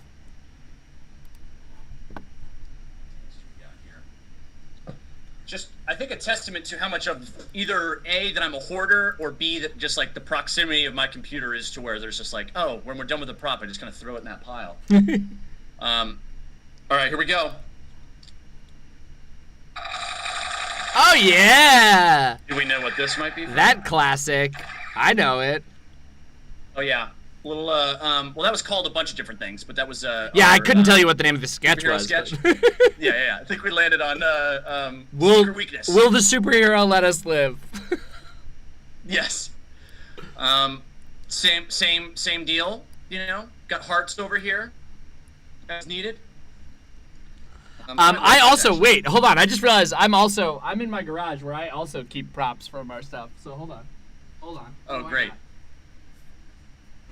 What's funny about these are lensless. These are the, oh, and this is actually the chair, by the way. This is the villain chair that I'm in. I don't know if there's I gotta turn my green screen off. Hang on a second. So yeah, I'm just in green. I get a little bit of this, right? So good of you to join me, streamers. Wait, you have a green screen? Yeah, I was saying, man, I just bought. It's a crazy cool. Look at this thing. It's a. I like was thinking for our podcast that it might be nice to have something other than my bed in the background. Yeah. Always, but it's straight up just a like self-collapsing green screen thing. That's great. I gotta get goes that down like this. for my booth. I How put about these. That's lovely. It just goes down like that, and then just like that, I'm back in the jungle. You're in the jungle, baby. You're gonna die. I can do a brief show and tell of wardrobes. Oh, nice. Well, remember this one? Find it. Search for it. The VR one? Yeah. You're an alien. Yeah, This nice, is from dude. VR when I was an alien. Nice. Remember this one? Oh, we're talking Scrooge. We're talking Mind Wipe. I We're left a lot of talking my hair the out. Kickstarter sketch. Is that scarier? I think that's scarier. It's really unnerving. There's a real unnerving nature. Yeah. To all of that. Oh God. And then we've got also an alien cube here, if you can see that. Any thoughts? Any thoughts there? I can see that. That's beautiful. Yeah, great. Oh yeah. Who's on first, dude? What's my line? What's my No, line? who is on first? Well, what's my line was what we called it. Yeah, what's my line? And then No, but the sketch was called "What's My Line." yes. Obviously, the sketch was who's on first, but then Right. right.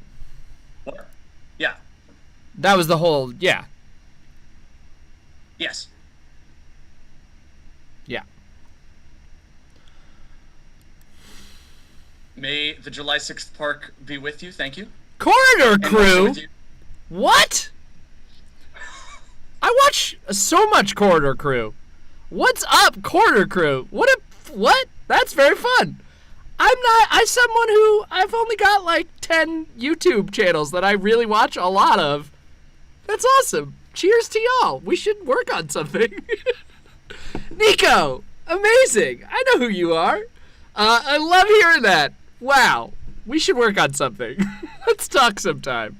Thank you for And stumbling over here. Love that you celebrate and that you've just been elevated like 17 notches beyond because obviously celebrating the holiday, understanding the spirit of the holiday, this is big. Thoughts on Israel versus Palestine and transracialism? I bet we do. I bet we do have thoughts. Muriel. Oh, these are going so fast. If any of us happen to go on the Jurassic Park ride at Universal, could we have a hand gesture for the photo? Weird question. Great question. What would this July 6th? I didn't do the right number. Oh, right, yeah. How about, is it this? No, I think it's 6 with raptor claws. 6 with raptor claws? That's good. Yeah, I think it's that. I was sort of doing a Triceratops head with a 6. But I like raptor claws. It could also be it hurts. It if hurts. You wanna go with, if you want to go with Frankie's sign, it's just it hurts. It hurts. When the NFT takes off, you can buy the whole park and not just the crate. Thank you, Matt Nunya. Thank you for your support. We did recently have a riff. We did have a riff on like we went further with it. We're like, what's the most like not plausible, but like maybe I get too excited about just like the ridiculousness of potential. But if there was a thing of like we can't fully create Jurassic Park, but we could take over a theme park for a day. I'm gonna let you say it, Jack. I don't remember what I said. It was a one-off riff. You said it was. Oh, yeah. July 6th Flags Park. We got to do that. We got to take over a Just Six rent Flags. Six Flags. Universal will totally understand. We understand it's cross-branding. They'll get it. And Matt, you'll be first in line. You've earned it. You'll be first in line. Yeah. That's not CGI. Chris is at the original set, as we planned to be for our Hawaii sketch. Brittany Kramer! Oh my god, I hope this makes it before the midnight hour. My clock is broken on my computer, so you made it at it currently says 8:59 a.m. You nailed it. My phone says 9:01. You're probably on the East Coast. I think you did it. I think you got in there. Brittany Kramer, the final donation of the official Julysixth park. Unless QA Bandyman, actually Dinosaurs and Feathers, got in on time. But you did great. Now it's July 7th some places. Thank y'all for the support. I don't know. We're going to keep hanging. Thank you so much. It's very, we're so in the bonus right now. You all know, it was a crazy start.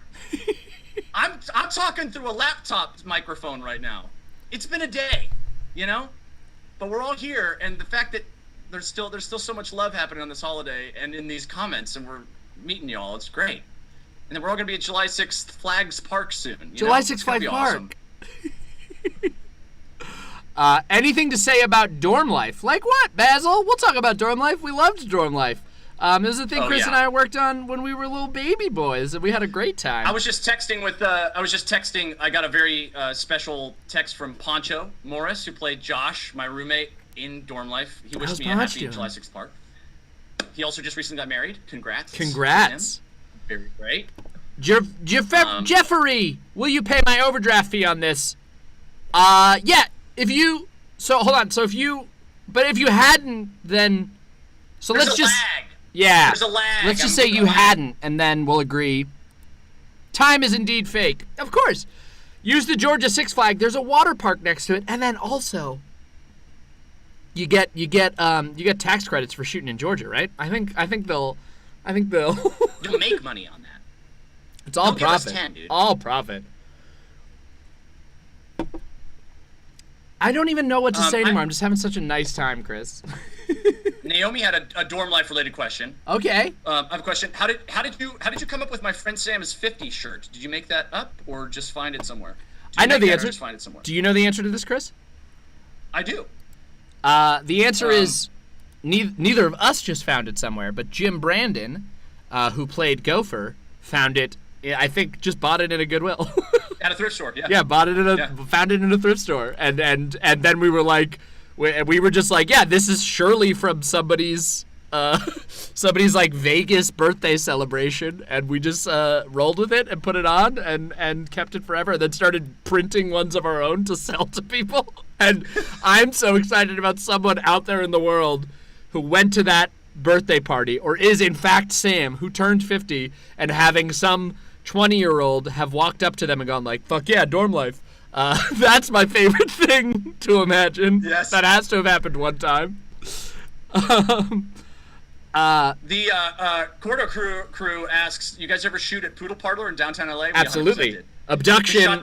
We shot the abduction sketch. Abduction in, is Poodle Parlor. in I LA. think that's it, right? I think we tried to get back there for another thing. Just abduction. We tried more. There was actually, the owner was like so great, and so sweet, and then he sadly passed away, and it was a real bummer. But we got to know him. And then we never, I don't know whoever around that time, took and over. then I don't know what has happened with that place there, but it was a real special place that I found out was like some sort of like old, I want to say like grain mill or something like that, and then they put like a freezer in it. Oh, really? Yeah. Freezer space, yeah. You guys are 2 doors away. Their space, based on just seeing your videos, looks incredible. Amazing. Well, then let's all hang. Let's get a raptor containment chamber, right? And we'll put that in the street between, and then that could be our little tea house. I think we can get it for 4K. I think 4K. Question: how did you guys get access to that empty science center for that one July 6th video? We go into this in extreme detail in our director's commentary, which is on Patreon. But the short of it is, Chris, friend who was in the marketing department that was associated with that and was with that museum.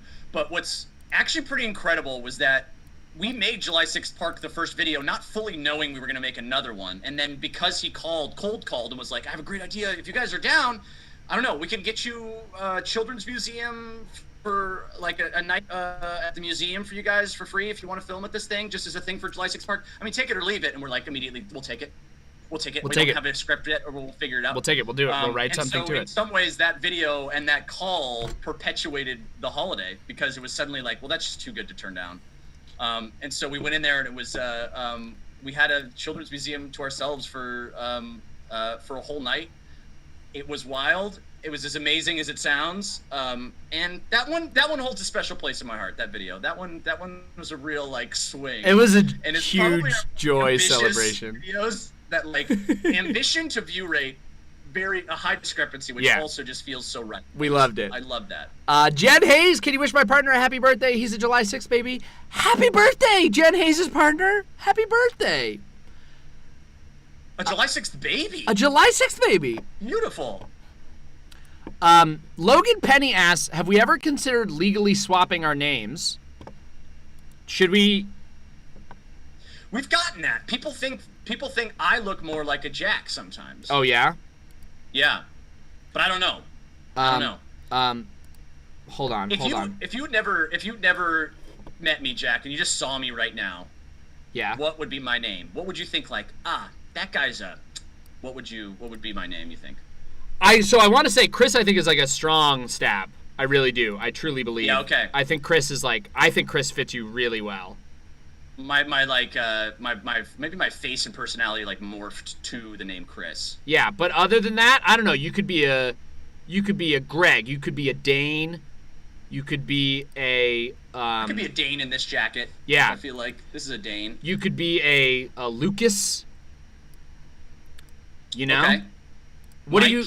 I get Mike. Maybe a Brandon. Okay, I see that. Mike for sure. Yeah. Mike makes sense for sure.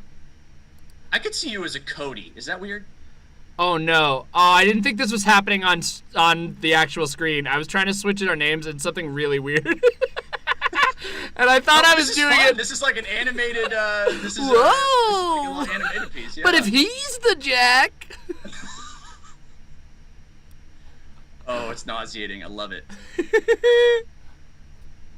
All right. Yeah, this is a Dane jacket. This is a very Dane jacket. But I am a Dane. I was born in Denver. Yeah. So that is kind of technically still true there. So what you're seeing is still pretty normal. Okay. Didn't see your super chat. Well, go. Where was it? I know. $5 in Montana is like $1K in LA. You're welcome. Yeah, we should go set up a Montana ranch to get the full Raptor cage experience. Muriel Hampton, Staples Center when? Staples Center year 25, I think, when July 6th Park really takes off. QA Bandyman. QA Bandyman, please list your one top movie of 5 different genres. I love and accept that prompt. Corner Crew, gotta bounce. Let's sincerely chat about a collab sometime, or just meet as friends, because I'm a huge fan of everything y'all do over there. So let's chat. Please. Cheers to y'all. And there are plenty of clever girls out here. You gotta be careful, List your one top movie of 5 different genres. Okay, Chris. You throw a genre. We'll each throw a movie. Then I'll throw a genre. We'll each throw a movie. Great. Genre. I'm gonna go. Let's go. Like period drama. My favorite period drama. Things that are popping to mind. The Godfathers. I prefer 1 to 2. League of Their Own immediately sprung to mind. Saving Private Ryan. Does Shawshank count as period drama? Shawshank's a period drama. Yeah. It's not a historical fiction, but it's a period drama. Okay. You go Shawshank. I'm gonna say I will say Godfather. And I prefer 1 over 2, and I know that's a controversial take. Hot button. In honor of my favorite genre, heist. I honestly, I think Logan Lucky takes it for me. I was like surprised. I was like, Ocean's 11 is just so great. No. It's Inception. My answer is Logan Lucky. I 100% agreed with your first out. And I had this thought this weekend. I thought more about it, and I had to be like, I gotta weigh it. If it's my number one, I gotta factor in things that are like referential, amount seen, impacts, filmmaking, thoughts, stuff like that. I think Inception, it's been a bigger part of my life, but I think Logan Lucky might be better. I would say I would also Inception is inarguably a heist film, but if we're talking impact, then for the heist genre, the Soderbergh Ocean's 11 I think is the sort of modern standard after The Sting, which was I think like the original standard. Modern Ocean's 11. So my answer is Logan Lucky. I freaking love Logan Lucky. I fell completely in love with that movie. It came out of nowhere for me, and I absolutely adore it. Oh, it's good. All right, I'm gonna go with let's go big set piece blockbuster movie, and that could be in any genre. You know, yeah. That's spanning, like, you know, fantasy, you know, whatever. But like, what are we doing there? Most formative one for me was Independence Day. Same. And Jurassic Park, I think, also would qualify as that genre. It's true, yeah, but I don't feel like it counts on this because we're so in it right now. I want to say we probably are being asked to find, you know, nuancy. The Italian Job is literally every sketch you guys have ever done on heist. Every single joke you've made, it 1,000% does it. It's a great hang. I think that's true. Which one are you referring to, Brendan? Because they both kind of hit all of them. But the more recent, the Mark Wahlberg Italian Job, I bet is what a lot of what I'm going like. That's when it felt cliche to me, was seeing it in that movie. What's your last 10 years blockbuster one? Because now it feels like superhero genre is sort of the place I go to for that. Yeah.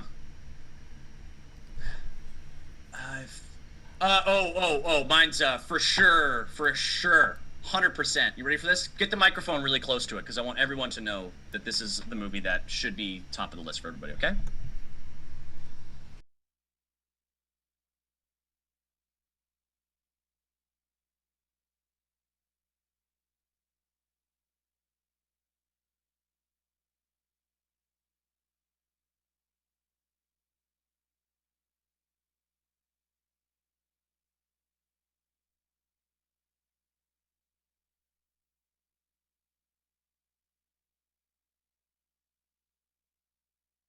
Turn my audio back on. Okay. I tried to put the mic closer to the thing, and I unplugged everything, and as we remembered, I turned off my Wi-Fi, and I went to the hard line, and it all fell out.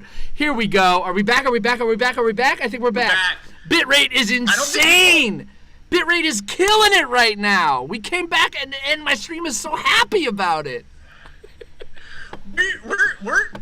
We're keeping it an adventure over here, okay? Just when you think you're gonna get comfortable, no. This is an edge-of-your-seat thriller. Speaking of edge-of-your-seat thrillers, my movie selection was Edge of Tomorrow. For what? For thriller? Or No, for that big was my, blockbuster? big blockbuster thing. I said Edge of Tomorrow, but I don't think people heard it. I asked you that question, and then, but right as I was asking that question, I was like, wait, do I want a separate genre for Edge of Tomorrow? Because we both love Edge of Tomorrow so much. But yes, favorite blockbuster. So good. And it didn't even work. It wasn't like a successful blockbuster. But I think my favorite like blockbuster genre of the last 10 years was probably that. Live, Die, Repeat, man. Two more. We have two more. I did period piece drama. You did something. Then I did big summer blockbuster. I did heist. And then we do. Okay, favorite youth-oriented animation film. Animated kids movie.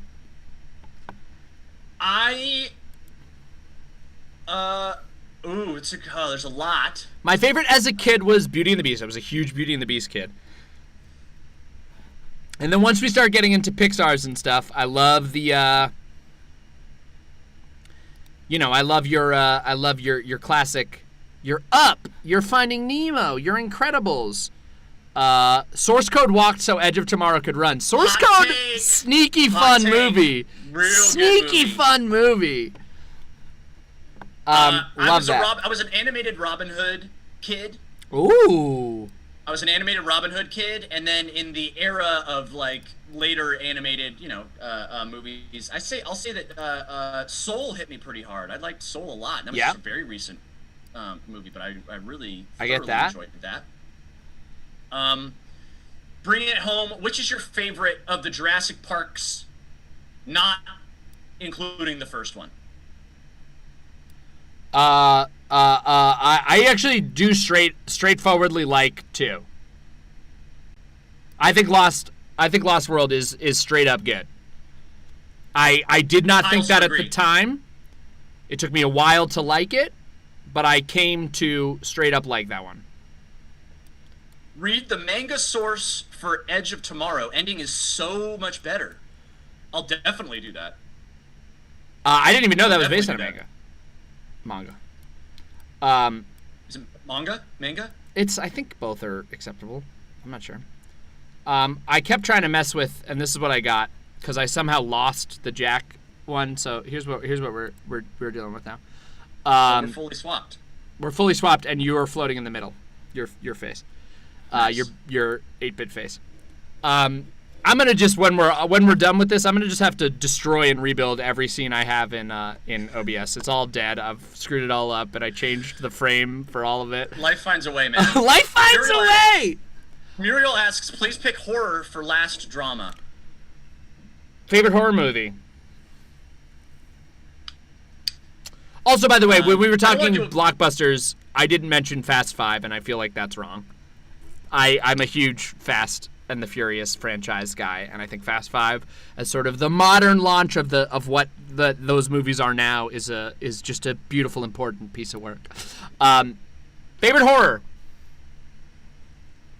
I don't know if it fully counts as horror, but it was pretty terrifying for me it was pretty formative. People know this about me. I'm a Mothman Prophecies guy. It's not horror, it's like supernatural thriller, but I just want to put that out there into the zeitgeist, like Mothman Prophecies. The way you launched that, I thought you were going to say Close Encounters, which you also like, and also is sort of in that thriller horror. Close Encounters wasn't always like terrifying for me. It was also very formative, and I love Close Encounters. Fire in the Sky was truly the scariest movie I've ever seen. Fire in the Sky is what I meant. Fire in the Sky was what I was trying to say. Only for the 10-minute abduction sequence. It is genuinely seared into my subconscious, and I only saw it once. Or no, I saw it twice. I saw it once as a kid. It was so ruthless to like what my experience was that then later in life I was like, let me rewatch it. Let me put that to bed. That whole horror thing I had as a kid of like fearing aliens and all that stuff, which is kind of how Abduction came to be, because I needed to kind of like own it later in life. That I'm not fully afraid of alien abductions like I was as a kid. But I rewatched it. So cheesy, most of the movie, then that fucking abduction sequence is like so terrifying. Still, just very viscerally, really off-putting. Since I've talked about it so much, let's just say Fire in the Sky. What's yours? Fire in the Sky. I like seeing bad horror movies, and so I never remember any of them. Like, I always seek out and will go to the theater to see whatever looks like a terrible horror movie. But one that surprised me really pleasantly in the last couple of years is I'm blanking on the Toni Collette movie where you know what I'm talking about? I don't want to say any of the big important plot lines, but I know the movie. It's with one of the kids from that family thing. It's like what? Yeah. Yes. Hereditary. Hereditary is messed up. I like that. The Thing, 1982, crawled so that Among Us could run.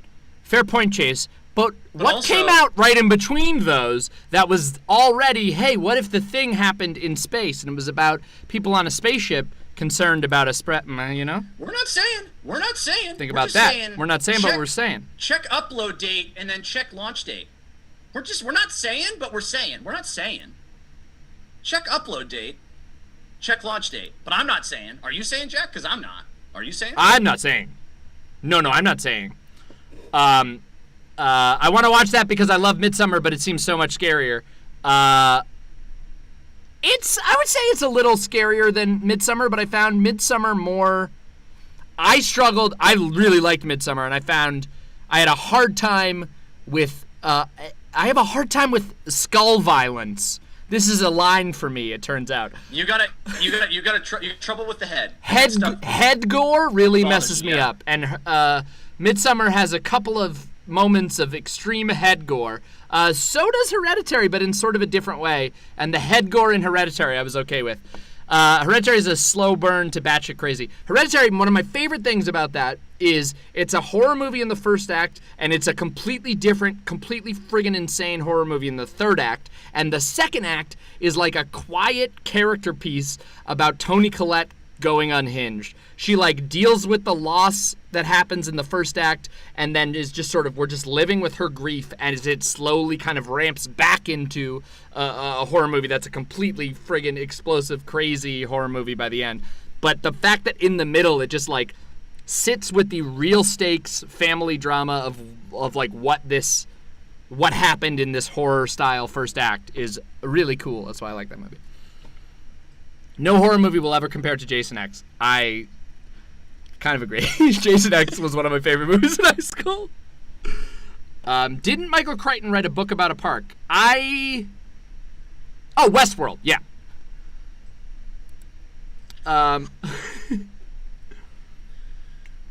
What up, Robert? It's never been a bit. We live it. It's a little bit a bit, but also we live it and love it. The Mist is a fun movie. The Mist was a real bold movie. That was a movie that I left the theater being like, ooh, gut punch, and I was like, in a weird way, like, wow, they did it. They went for it. Yeah. You don't see that. You don't see that in movies a lot. I had to best non-English movie other than Parasite. Oh, this is going to be a memory thing because I know I'm going to be so mad about the like things that I forget. I just saw Another Round, and it's top, like really high on my list. Another Round is friggin' great. The Danish movie, Mads Mikkelsen. Have you seen it, Jack? No. Have you watched it yet? Have I talked to you about it at all? No, I know nothing about this. It won the Oscar this year for Best Foreign Film. I did not engage at all with the Oscars. I was like, I just had a baby. I haven't gone to a theater, obviously, as no one had. But I was just like, I had a baby, and like I watched like 2 movies this year. I cannot possibly form an opinion about any of this, and I just didn't. I didn't engage at all. I'm at the point now where I'm generally like any kind of live stuff, live award show, even stuff. Sometimes I don't watch SNL live anymore. I'm really a guy that likes. I find that TV related live stuff outside of sports. I'm generally a guy that's like let it kind of happen, and then I'm gonna get the like filtered bits. I'm gonna get the stuff that's kind of the standout moments, so I don't have to like sit in the like nausea of being on the edge. I'm like I'm too empathetic, I think, to people in live scenarios that I'm just kind of like always nervous for them in a way. And I'm like, I don't get nervous that much live, but I do get nervous for other people that live. I don't know why. I don't know what it is. But no, I get that. Yeah.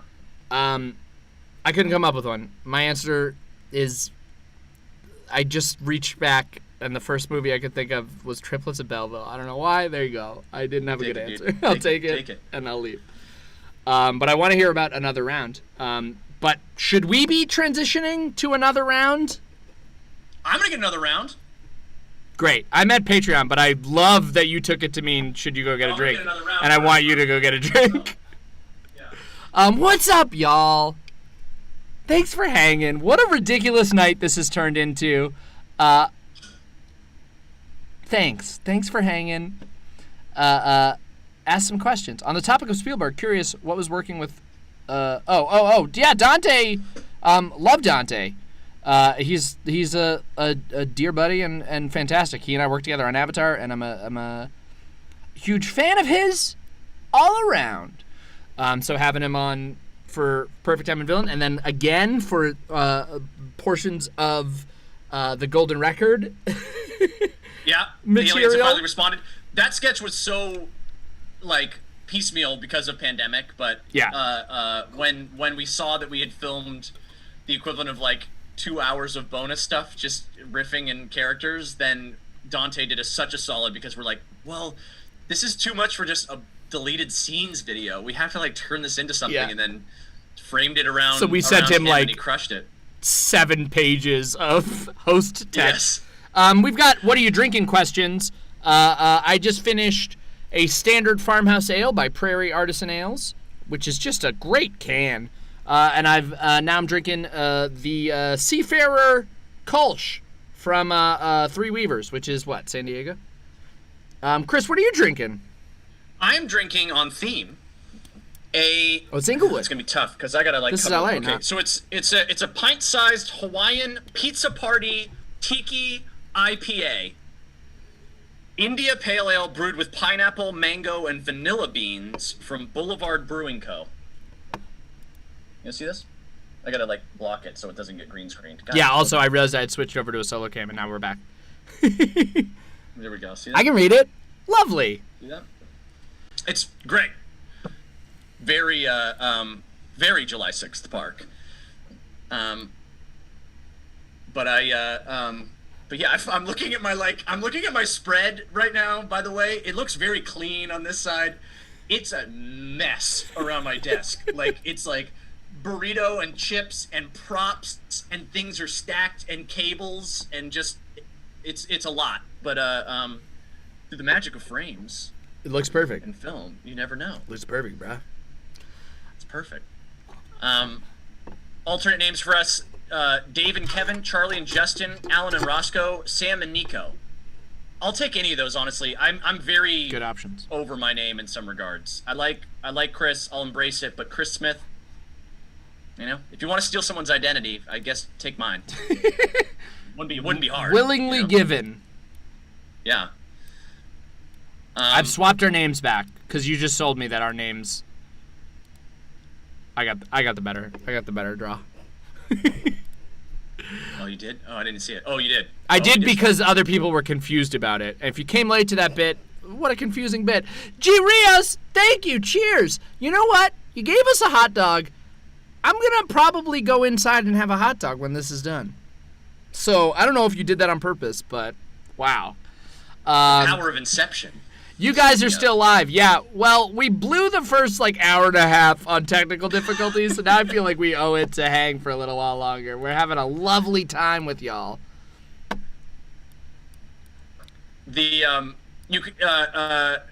I thought I also kind of read that. Holy shit, you guys are still alive. For a second there, might not have been. It was No, real, it didn't real touch seem- and go at the beginning of this thing. There was this. Agreed. What time is it? Best Where day of y'all our are at? lives as well, 10:30. Josh. Best day of our lives as well. G. Rios, is he? Oh, steering you towards a hamburger now, Jack. There's some conflict of interest here now. Wait! G. Rios, I don't have! This is a great question, Ramirez Art Jam. Genuinely, how hard would it be for Chris to convince Jack that he was abducted by aliens? I genuinely think, I don't know, I'm sure we all think about that thing where it's like, put yourself in the scenario of something absolutely insane happening, and will your closest friends take your word? Like, would they take your word, or will they always think you're crazy? I want to say that I think I could convince Jack that I believe something happened. I think he could think that I believed something happened. I could maybe make it seem like I'm not lying to you, but you might have thought, hey, he's going crazy, but that he believes he was abducted by aliens. Do you think I could get you there? I think you would have a harder time than most people in my life convincing me even that you believe it because of the bit threshold. Because Yeah. I know that you would I do think that about bit that. for weeks, at least. I'd commit to the bit. I You'd would, commit yeah. to that bit really, really hard. So but you're right to think that then you could convince me that you believe it. Yeah. If we broke through the bit threshold, the idea that I would believe that what you experienced was so bewildering to you that you attributed it to that, and that I would maybe have skepticism, but I would want to believe you in just sort of like a good listener way. You know what I mean? Yeah. I also realize I've really cried wolf in many ways in my life. Like, there was a bit that I did with my brother. It was I'll share this one briefly. Growing up as a kid, I'm 5 years older than my brother. There's a lot of road trips and family time, and I just got to where like there was this period in life, it's a magical window of like 3 or 4 years, where he fully believed anything I said, and it was a real great time. Dangerous. And I on road trips, and it would only come out on road trips. So keep in mind, this was like a serialized bit that had years in between. And so in that regard, I basically turned into a character called Scheisenheimer, who talked like this, and I would talk like Scheisenheimer, and I had stolen Chris and buried him deep within myself, and my brother had to do chores and shit for me to get Scheisenheimer to let Chris back. So I was preying on his kindness and his empathy to do things, and he truly believed that I had possessed my own brother. So really, the more I explain it, the less I feel good about myself. So pretty mean. Like, pretty brutal. Real quick, G. Rios, you said cake and then you said pie. I'm going to gear you back one because I bought that cake for the July 6th park party last night, and I did buy a couple of extra cupcakes from the same bakery. So I do have a red velvet cupcake in the house that I will likely have at some point tonight as well. Pie, not going to be plausible tonight. Muriel loved the suggestion of a beautiful plate of spaghetti. I don't think we're getting there tonight. D-Flow Sounds, if you were suggesting that I eat a T-Rex, I would happily. Chris Lewis, absolutely love y'all's vids. I've watched each one so many times. Can't wait for more. We can't wait to give you more. Thank you so much, and thank you for supporting, because that's anything we're making in here, anything we're making on Patreon is straight up going back into the channel, and we just spend it on sketches to show y'all because we find it really fun. So thank you all so much for the support. Nick Smith, brother Nick Smith's jumped in the chat to verify my the therapy hasn't worked. I think that's a sociopathic move. It was a real, it's a little crazy. But it's specifically storytelling bit sociopath, and I think you are that. I think you're a bit sociopath. I think you will commit to a bit through anything. Yeah. And then it just becomes like layers deep, you know. Chris Karras, thank you so much. Have a great night. Get some sleep. Appreciate all of y'all who are hanging out on what has become a late night. We're on the west coast of the U.S., so I know is very late for some. Maybe it's very early for our Australian friends. Nick Smith claims he could have been a normal person, and you took that from him. I'm not sure I believe that, but I do think you owe him something there. Nick owes me, right? Yes. Oh, we have people from Australia. Yeah. We're on the morning side. What's up, this Australia? Is good. We're in the afternoon. Love hearing from Australia. Morning for me. Yeah. Wow, we've got a lot of Aussies in the house. Love it. 12:30 a.m. in Pennsylvania. I'm sure we got some 12:30s, we got some 3:30s out there. 7:30 here in Saudi. 7:30 a.m. probably, right? Wow. Yeah. Nick, it's not like Chris asked to be possessed. I do think, like, we were talking about how Chris commits to a bit, but I do think part of Chris's, like, sociopathic commitment to the bit is the lingering effects of having Scheisenheimer in him for so long. It's like you can't step out of, wait. Scheisenheimer. Nick, if you want to get your brother back, you must do dishes on your dish week. And that trash and recycling the whole month. These are my terms. Oh God. Sorry, I got a little buzz there for a second. I'm sorry. That was sorry about that. Was everything? Did I miss anything? Did I miss a beat? So my audio went out. I couldn't tell what happened. Oh, okay. Maybe it was just a little glitchy. I guess you were fine, right? Yeah. Nick, turn off the stream. Nick, this sounds serious. We need Chris back. You aren't real. He isn't real. Nick, hurry. Nick, you have to save him. Huh.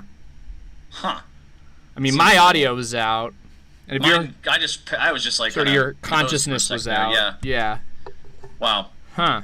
Well, whatever happened there, I guess, Nick, you probably should take care of it, I guess. Yeah. whatever just happened there in the chat. Some people are it's saying all Nick kinda should do the directed- dishes. That's fun. That would be just generous to Chris. That's just too. fun. That's just a nice thing. And why to do. not? I mean, that actually, yeah, save me a little bit of time to do the dishes and maybe the trash and recycling. That might be nice. Yeah. Huh. But anyways, Nick says I'm not doing um, the dish. Okay. Jetman's screen is bleeding. Yeah, I think that's normal. My sound went out, so that I think does follow. Rasputin. So I imagine you get asked this a lot, but do you have a favorite sketch you've done? We don't get asked that a lot. I think that's a genuine. I think honestly, there's two categories. There's the sketches that really like end up landing where you kind of envisioned them, and that's very satisfying and fun. Yeah. And then there's the ones that when shooting them feel very fun and not stressful. And a lot of these like looser ones like Julysixth Park. What's My Line was very, very fun. I remember on the day too. That was a very like we took a big swing and we really were like nervous. And we rehearsed. We gonna live rehearsed a up to lot, it. which is We not a rehearsed thing a lot. we do. Yeah, that one really was a lot stands of out to me as like that was a day that felt like really at the end of it like wow that was a great feeling at the end of that Yep. day. But then there's sketches that I love like Abduction and ones that just like ended up working much better than you think they will. I think my like heart would definitely say like one of our July 6th, and I'm not sure which one. Yeah. And then Moments Between the Montage was always like a sleeper hit for me, and then the fact that it won our Patreon March Madness bracket and was our Patreon's favorite sketch bumped it up because it was always one that I was like, I love that sketch. I hope people like that sketch. And then seeing that a lot of people like that sketch, I was like, yeah, that sketch is friggin'. I'm proud of that. That's a good sketch. Love that there's some secret weakness. Love that was one that got a lot of attention from us. It was one of our most ambitious sketches. So Yeah. I'm very glad that stuck out for you. Love that. And then White Room, of course, is like started it all and has a beautiful place in our heart. There I donated. Yeah. Please make the voices. Hi, here they are. I think Body Swap is my favorite. My genuine goal with all of our sketches, and Chris and I have talked about this. I might just be cribbing a thing that Movies Chris in has said. space. Yes, thank you. Wormhole Monocle gets you every time. Love that. My genuine goal is that every sketch be one person's favorite. Of just like, let's make it good enough, but also specific enough that someone can feel like, oh, this isn't just the shittier version of that sketch they did 3 years ago. This is its own thing, and this joke hits me in a really special place, which sounded gross when I said it. But whatever space, whatever you need that sketch for. Yeah. It's there for you. That's what I want, and that's sort of the goal, is like, let's give each of them everything we have so that each of them can be somebody's favorite. A recent fave of mine was Future X Girlfriend. Future Ex-Girlfriend was great. Recent fave of mine. Yep. Also love Art of the Heist. Art of the Heist is one that was a real treat because it was like a lot of our sketches end in like a real undercut. Like a way that feels like, just like you think it's all good and then we really pull the rug out. But that was one that felt like it was an earned positive ending, and that's rare. That was also a Was sketch. a nice feeling. That sketch was such a joy to make because we wrote it with the like, here's a funny idea. We would never make this unless for some reason we were able to get someone who was really good at model making. And then we like on a whim reached out to our friend Darcy, who is now like an incredibly accomplished set designer. And we reached out to her as like, and she already at the time, I should say, was a very accomplished set designer. She was working and crushing it and has been crushing it for years. Works with Henson Studios a ton. But we just like sent her the script as this is literally the only way we would make this, as if Darcy was like, yeah, cool, I'll make those for you. And she did. And so it turned out great because we had these beautiful models. Jess McKenna was great in Future X. Jess McKenna has been a total star in everything we've gotten the chance to work with her and is just fantastic. I love Jess. Movies in Space is my all-time favorite, says Muriel. It's a great one. That was Chris's baby, and that was a lot of what started this channel, was Chris coming back to LA from a year traveling out, working, and wanting to make a short film, and we started chatting about it, and it turned into, or he made that, and then it was taking that around to festivals was like a big part of us going like, yeah, we should be Let's do Making this. stuff. Ramirez, Archam, earlier asked how much it would take for you to convince. I can't remember the wording, but how hard would it be for you to convince me to go on a heist, like a dangerous heist? That's interesting. I think you're a pretty careful guy, and I also think you're like a planner in a way that, like, I think you would definitely. I like to think that I am pretty high on the list of people who would have a chance of convincing you to join a heist crew. Yep. But I do think, like, I would how much would it take? I would have to come with a really fucking meticulous plan. I couldn't come like half-assed to Chris. Or maybe I could. Maybe actually the better move is I come half-assed to you with a really convincing emotional thing of like, Yes. this has to happen and I don't know how it could possibly happen, and then you'd switch into problem solve mode. Maybe that's actually the The angle I way to need to get work. me, the way to get me would be to like somehow get me into producer mode, and then be like you'd have to get me to be like on the emotional side of, if we're gonna do, you have to get me to say, if we're gonna do this, then we're gonna do this. Yeah, I actually You think gotta get me to say that.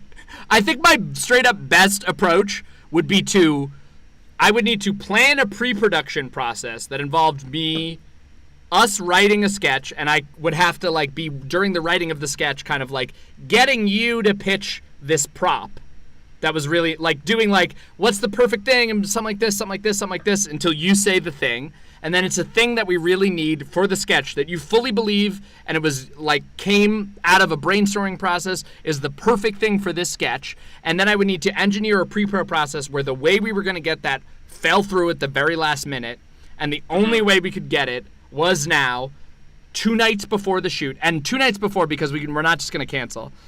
You'd cancel if it was the night before, but 2 nights before, it's like, we can make this happen. We still have time to set up the Right. we haven't set up the Right. call sheet. We can make this happen. And I would be like, this is literally the last one in the city. This is the only way we can get it. I think you could get me there. I do think. I think you I could get there. it. I think if you got me there, if you open it up that I had to be involved in like crafting the various steps and departments. Yeah, it was a planning and stuff, like, collaborative then I'd be able to. experience to get there. Yeah. Chris is an incredible producer.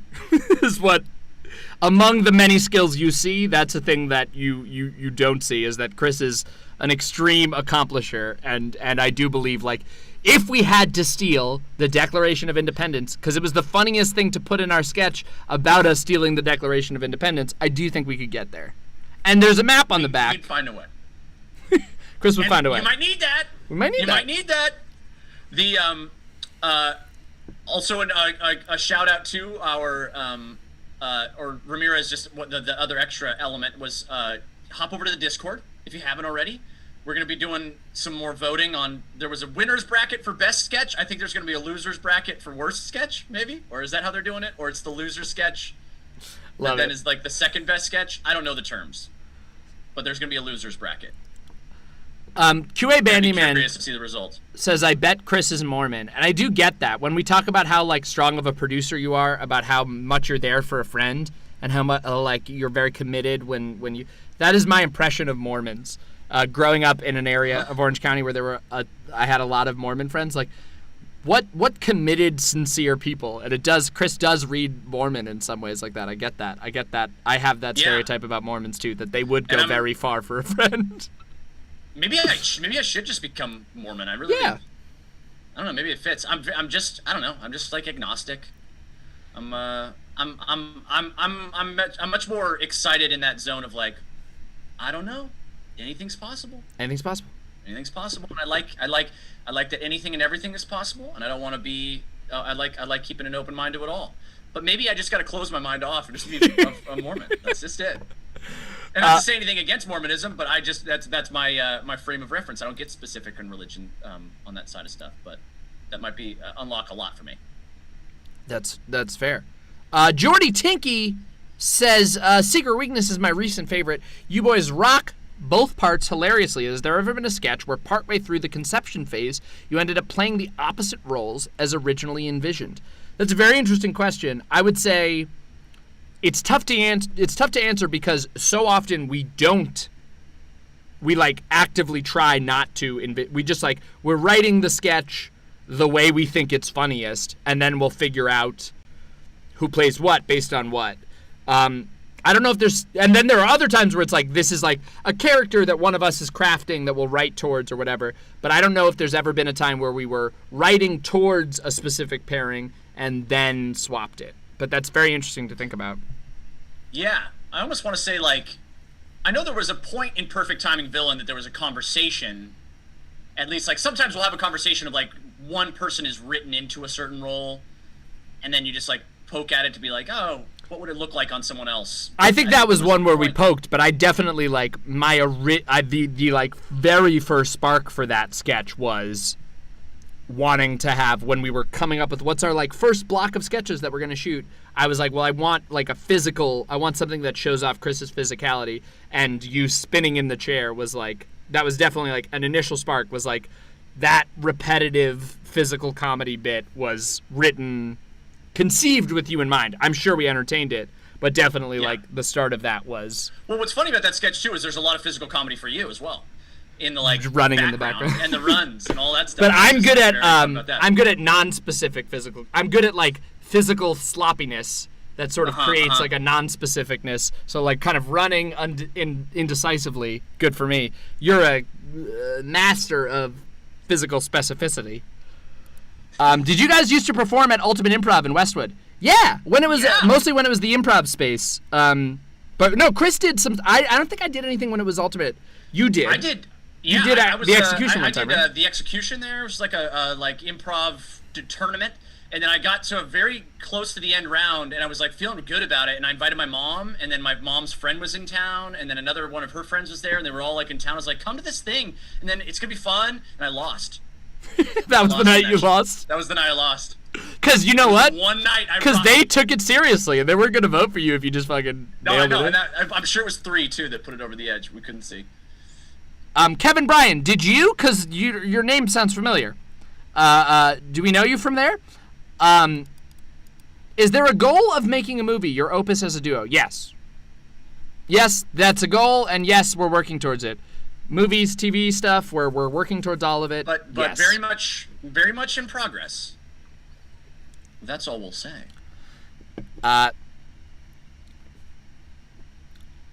You guys remind me so much of the older days of sketch comedy on YouTube with Derek Comedy, Britannic, Lonely Island. We love all of that stuff. Good Neighbor, I'll throw in there as that generation. There's just so much of that we adored. Speaking of physical comedy, was that part where Jack trips in Will the Robots Let Us Live written in the script, or something you just left in? Something we just left in. We just left that in? We're big believers in, like, anything we do might be usable. So if somebody fucks up during a take, like, we have bloopers, but we really try to avoid, like, we show you some bloopers that are us just, like, messing stuff up and laughing about it. Shout out to Patreon. Check out. We'll have a lot of bloopers / deleted scenes for this latest Julysixth park video. A lot of bonus Frankie fun. Stuff. A lot of bonus stuff, yes. But we did, our theory is always push through, stay in it, make it, finish the take because it might be usable. I did 2004 to 2009, so I just missed you guys. We were in college then, so I'm sure we would have seen you there.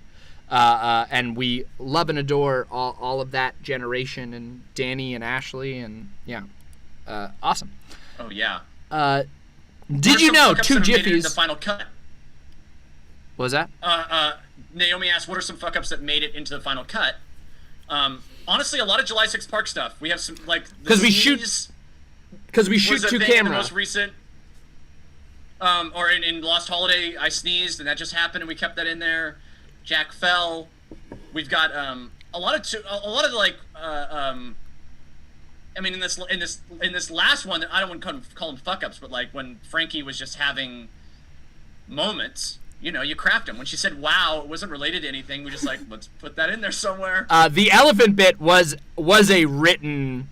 That was a written joke that we got her to hit, and she hit it the very first time. Where Chris was doing his thing, and I went to the side and went, elephant, and she just like did it, and Chris responded. 100% worked.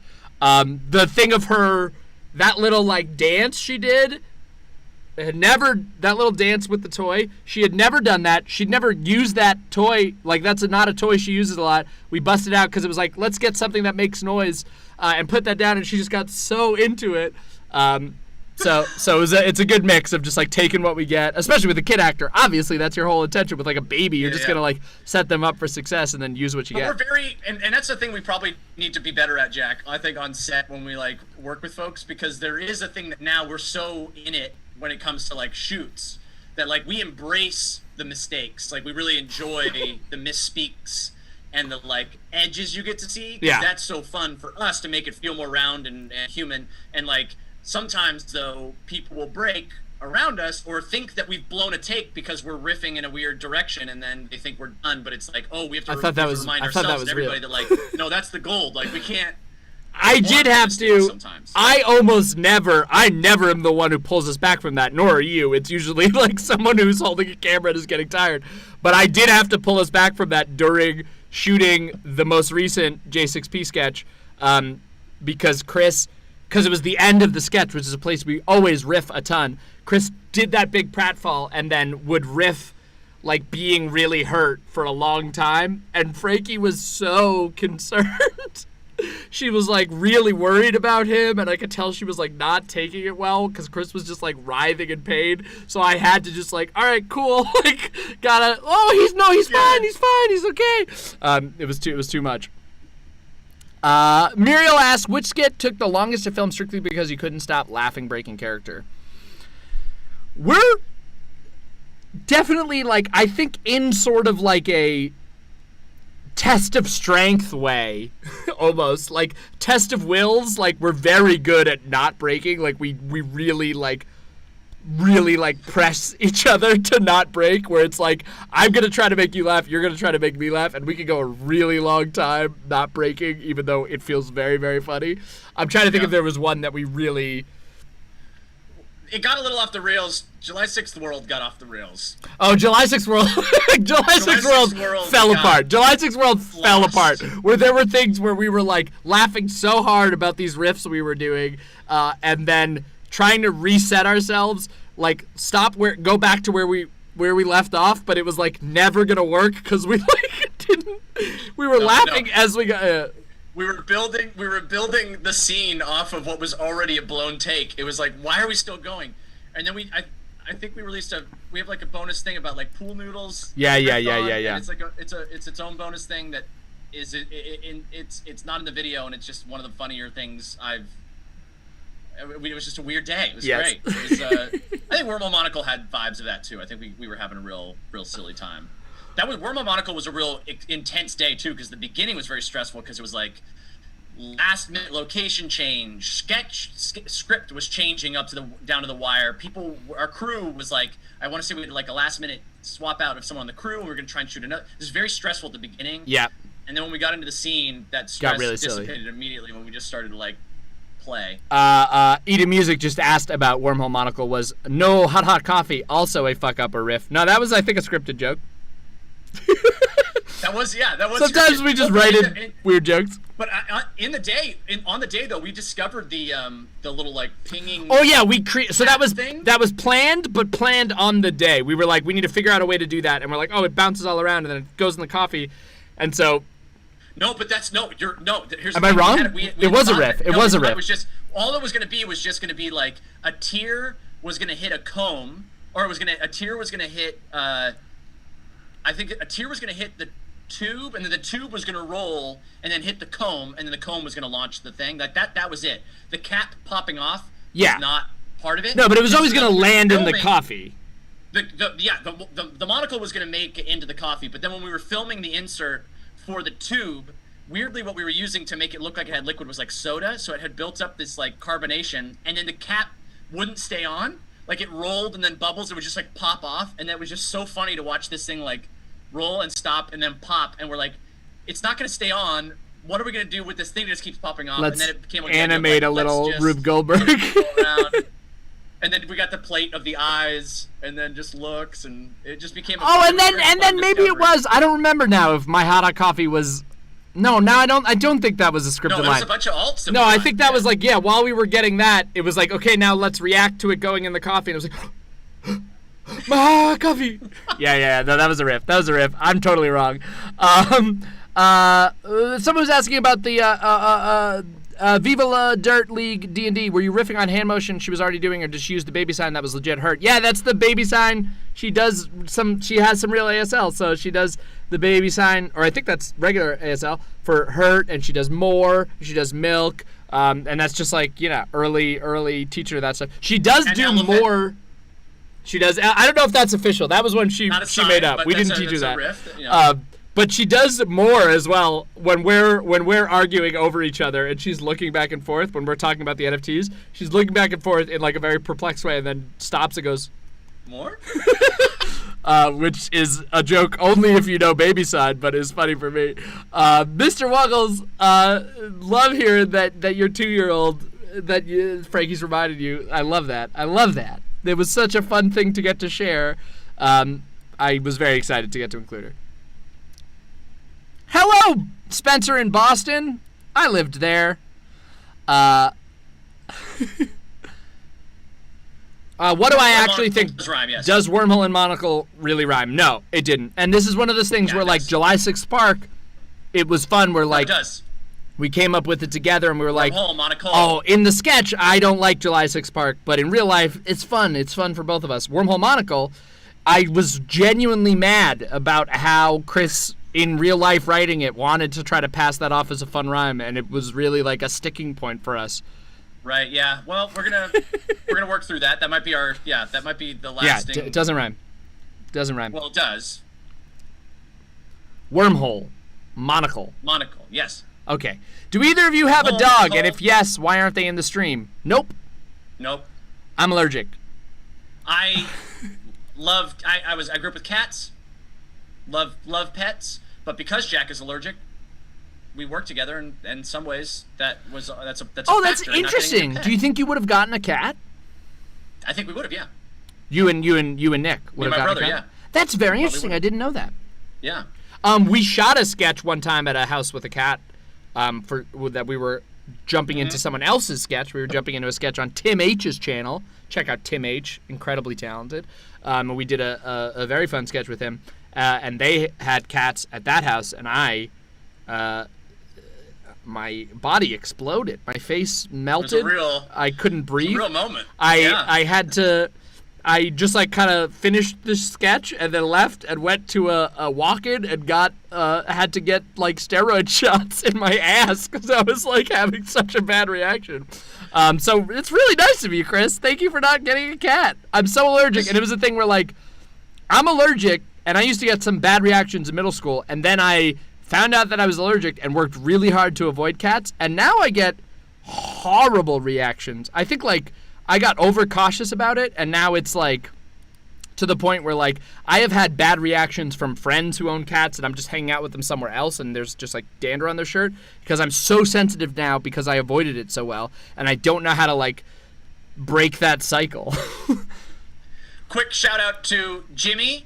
He's gonna head off. Glad you guys like the pixel art versions of you. They are amazing. Jimmy! Congrats. Those are so amazing and so great. And thank you. I want to show Timothy. them. Oh, ours. Twitter Our handle, stuff is... ISO Dynamical. ISO Our pixel art is incredible. Check those out. And I want to get rid of that other little weird bit of text, but check those out. There we go. There they are. I love them. I was so excited when we got them and immediately put them in this. So thank you so much. They're so good. Overexposure therapy, cat fur clothes. Yes, I should wear clothes entirely made of cats. Eda Music asks, what do you guys do for work as full-time outside of the channel? Other entertainment industry stuff. Writing Generally and acting jobs. Umbrella. Jack's got VO stuff. Got a couple obviously. shows We've right also now. got Check out freelance. Dragon Prince on Netflix. We've got together we do writing jobs. Individually we do writing stuff. We've got I do a lot of like video editing as well. So I do some stuff for like Netflix and the like. But largely and foremost, this is this is the dream. This is what I would love to continue continue to turn into the mainstay, because that's the other part of a lot of the creation of this stuff is that you're doing 2 full-time jobs. It's a real commitment to both give the time that's necessary to do this, the passion stuff that doesn't necessarily pay the bills, but also then having to have the full-time / it gets crazy sometimes having to take the other jobs to afford the time to do this stuff. But it's definitely, at least personally speaking, trending a direction that's allowing for more of this, which is great. Yep. And many thanks to y'all for allowing that. But you're right to assume that we don't live off of these sketches. And in fact, I'll plug it one more time. The only way we even can afford to make them is through the support of y'all and the support of our patrons. So check that out. And thank you so much. Will there ever be a July 6th sketch where Jack wants to go too big, but Chris isn't feeling it? It might be time. We've entertained it at some point. Yeah. I don't want to go too far into. I think if ever, a fun flip of that is if it ever got real traction. That version of Jack being like, let's push into that. That's awesome. Yeah. Let's like, and it's then for kind me, of, I'm like, and too then much like, of a purist. oh, it's kind of changing the whole thing. No, it's changing the whole. I think aesthetic. I think that's the direction. If we ever if there was ever a good enough excuse to let Chris be hipster about it, I think that's where we could find that. Yeah. I'm all about it'd be the irony too of like me trying to make it bigger and bigger and then like defaulting to like, no, I want the indie cred. I want to keep it grassroots. That's not what it's about. Fern It's not the roots, spirit of the holiday. Jetman Games, do y'all get down on some video games? And if so, what do you play? I play a ton of Slay the Spire. Chris, you've been playing some stuff. You sent me your speed runs of was Sackman? Yeah. Sackboy? Sackboy? I was hitting Sackman, he's grown up by now, right? He's a full-on Sackman? He's a Sackman. He'll be Sackman probably in the next one, but I did defeat in one of the time trials what was one of the most challenging levels of my gaming experience. I'm now in Ratchet and Clank Rift Apart, loving it. It's next level. I'm thrilled. I'm having a great time. Love it. As we sign off, as we wind down, we're gonna hop over to Patreon. We're gonna hop over to a Patreon after party where, guys, shit's gonna get crazy. I have been trying to, over in the side, set up something, like rebuild some of the old scenes that I had made so that we could do. I have one fun idea for us for the thing, but we'll see if it's even possible. But we will be hanging no matter what. We'll tell that joke, and we'll have a lovely time. So as we sign off, I do want to answer one last little thing I saw. Ramirez said, "Do you want to give us any sneaky teases for the upcoming sketches?" Now we want to keep it all molten and open, but I did pull a prop that was a pre-buy that I don't think we actually will use, so I don't want to like actually do it. But it was like there was a point at which we were talking about a sketch like this. I know. I think it's a sketch. I still would be very excited to shoot. Which might be one that we do. So we can show you the prop before we even know if we're actually going to make this. But there is an element of maybe there's some sort of a sketch that might require one of these. Might require a little bit of this. Whoa. You never know. And he says maybe because, like, actually, truth be told, we haven't shot anything yet.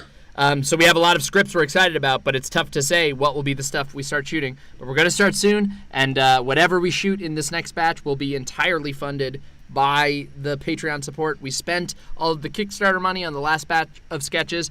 We have thankfully already been able to raise some money through Patreon that will help us make sketches, but we'll make more. We'll make more. Apple is exactly right, Benjamin Goldman. Exactly right.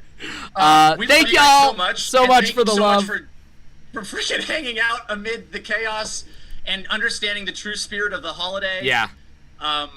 You've given us so much joy, not only today, but through all of this, and we really hope to continue to bring some sillies your way in the months ahead, and it really means the world. So thank you for being here.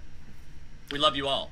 We're going to probably take a 3 to 5 and then hop on to Patreon. And if you joined Patreon right now, you would immediately have access to the link. So check that out if you'd like. Sigma Eagle, question for Jack. I'm sure you get way too many questions about playing Sokka, but what would you say is your favorite Sokka line moment? Thanks. My favorite episode is probably the season 1 finale or Sokka's master. My favorite moment is probably the cactus juice stuff. At this point in my life, it's like the thing that I'm most often asked to quote of Sokka's, and I adore it, and it's just a good time, and I love that it's still bringing people joy. So cheers to you, Sigma Eagle. I'm always happy to talk about that. So no need to like pre-apologize. Love it. It'll quench you. Exactly, y'all. So thank you so much. Check out the Patreon if you can. No worries at all if you can't. Buy an NFT if you want, because that's dumb. We also have a podcast that we're having a blast doing. We're going to record some new episodes. Yes. We put that up on Patreon. We're having we're doing a lot right now. It's great. But mostly, thank y'all so much for hanging and celebrating the holiday. Cheers to all of you. Happy July 6th Flags Park Day. And there is an actual NFT. There is. There's we made 76 coins and NFT coins, and then there's a deleted scene from our sketch that is the actual NFT. It's priced at $2 million for real, but we will accept the highest offer, and probably that'd be like $7. We think it could hit 15. It could hit as much as the coins. $15. Yeah. Is it sustainable? I don't know. We tried. We did try. We went with Polygon. I like as a limited. I felt like I was so in character with like trying to figure it out, because I was like, I don't want this to be. I want it to be at least carbon neutral. But I also learned about like gas fees, and that there's a way to offset them. So also the intention is to offset all of our gas fees. So that I've learned enough with the intention of making them low impact. Great. But as a result of doing that, I think I made it hard to buy them. I think it is a challenge. But we love y'all, and hope to see you. If not in the after hang, we'll see you very soon. We're gonna probably start doing these monthly. Yeah, we have been. We'll see you again. Go check back. You can watch some fun videos. We've been doing this for 3 months now, so we've been enjoying it a lot, and we'll probably keep it up. So thank you so much. We love you guys. We'll see you. Chris, could you do Happy the July 6th part? Could you do the one more time when it surprises you? Oh yes, you want to do a little callback joke? I don't even want to do it. I just want to make you do it. Okay, well I'll do the callback joke, and then you're gonna time it that like right when I do it. Then of course, cut the stream. I'm ready. Okay, great. All right, so I'm just gonna do it like, but I'm not gonna just make it that easy for you. You gotta know when it pops up. Okay. Ready? Yep. Oh, I was ready. Yeah. Oh, what? Okay. I'm not gonna end it on Look cake. at those guys. I don't want to end it if it's that's just a picture fun. of cake or us Let's with talk cake. about this dinosaur. So is he moving around without his organs, or?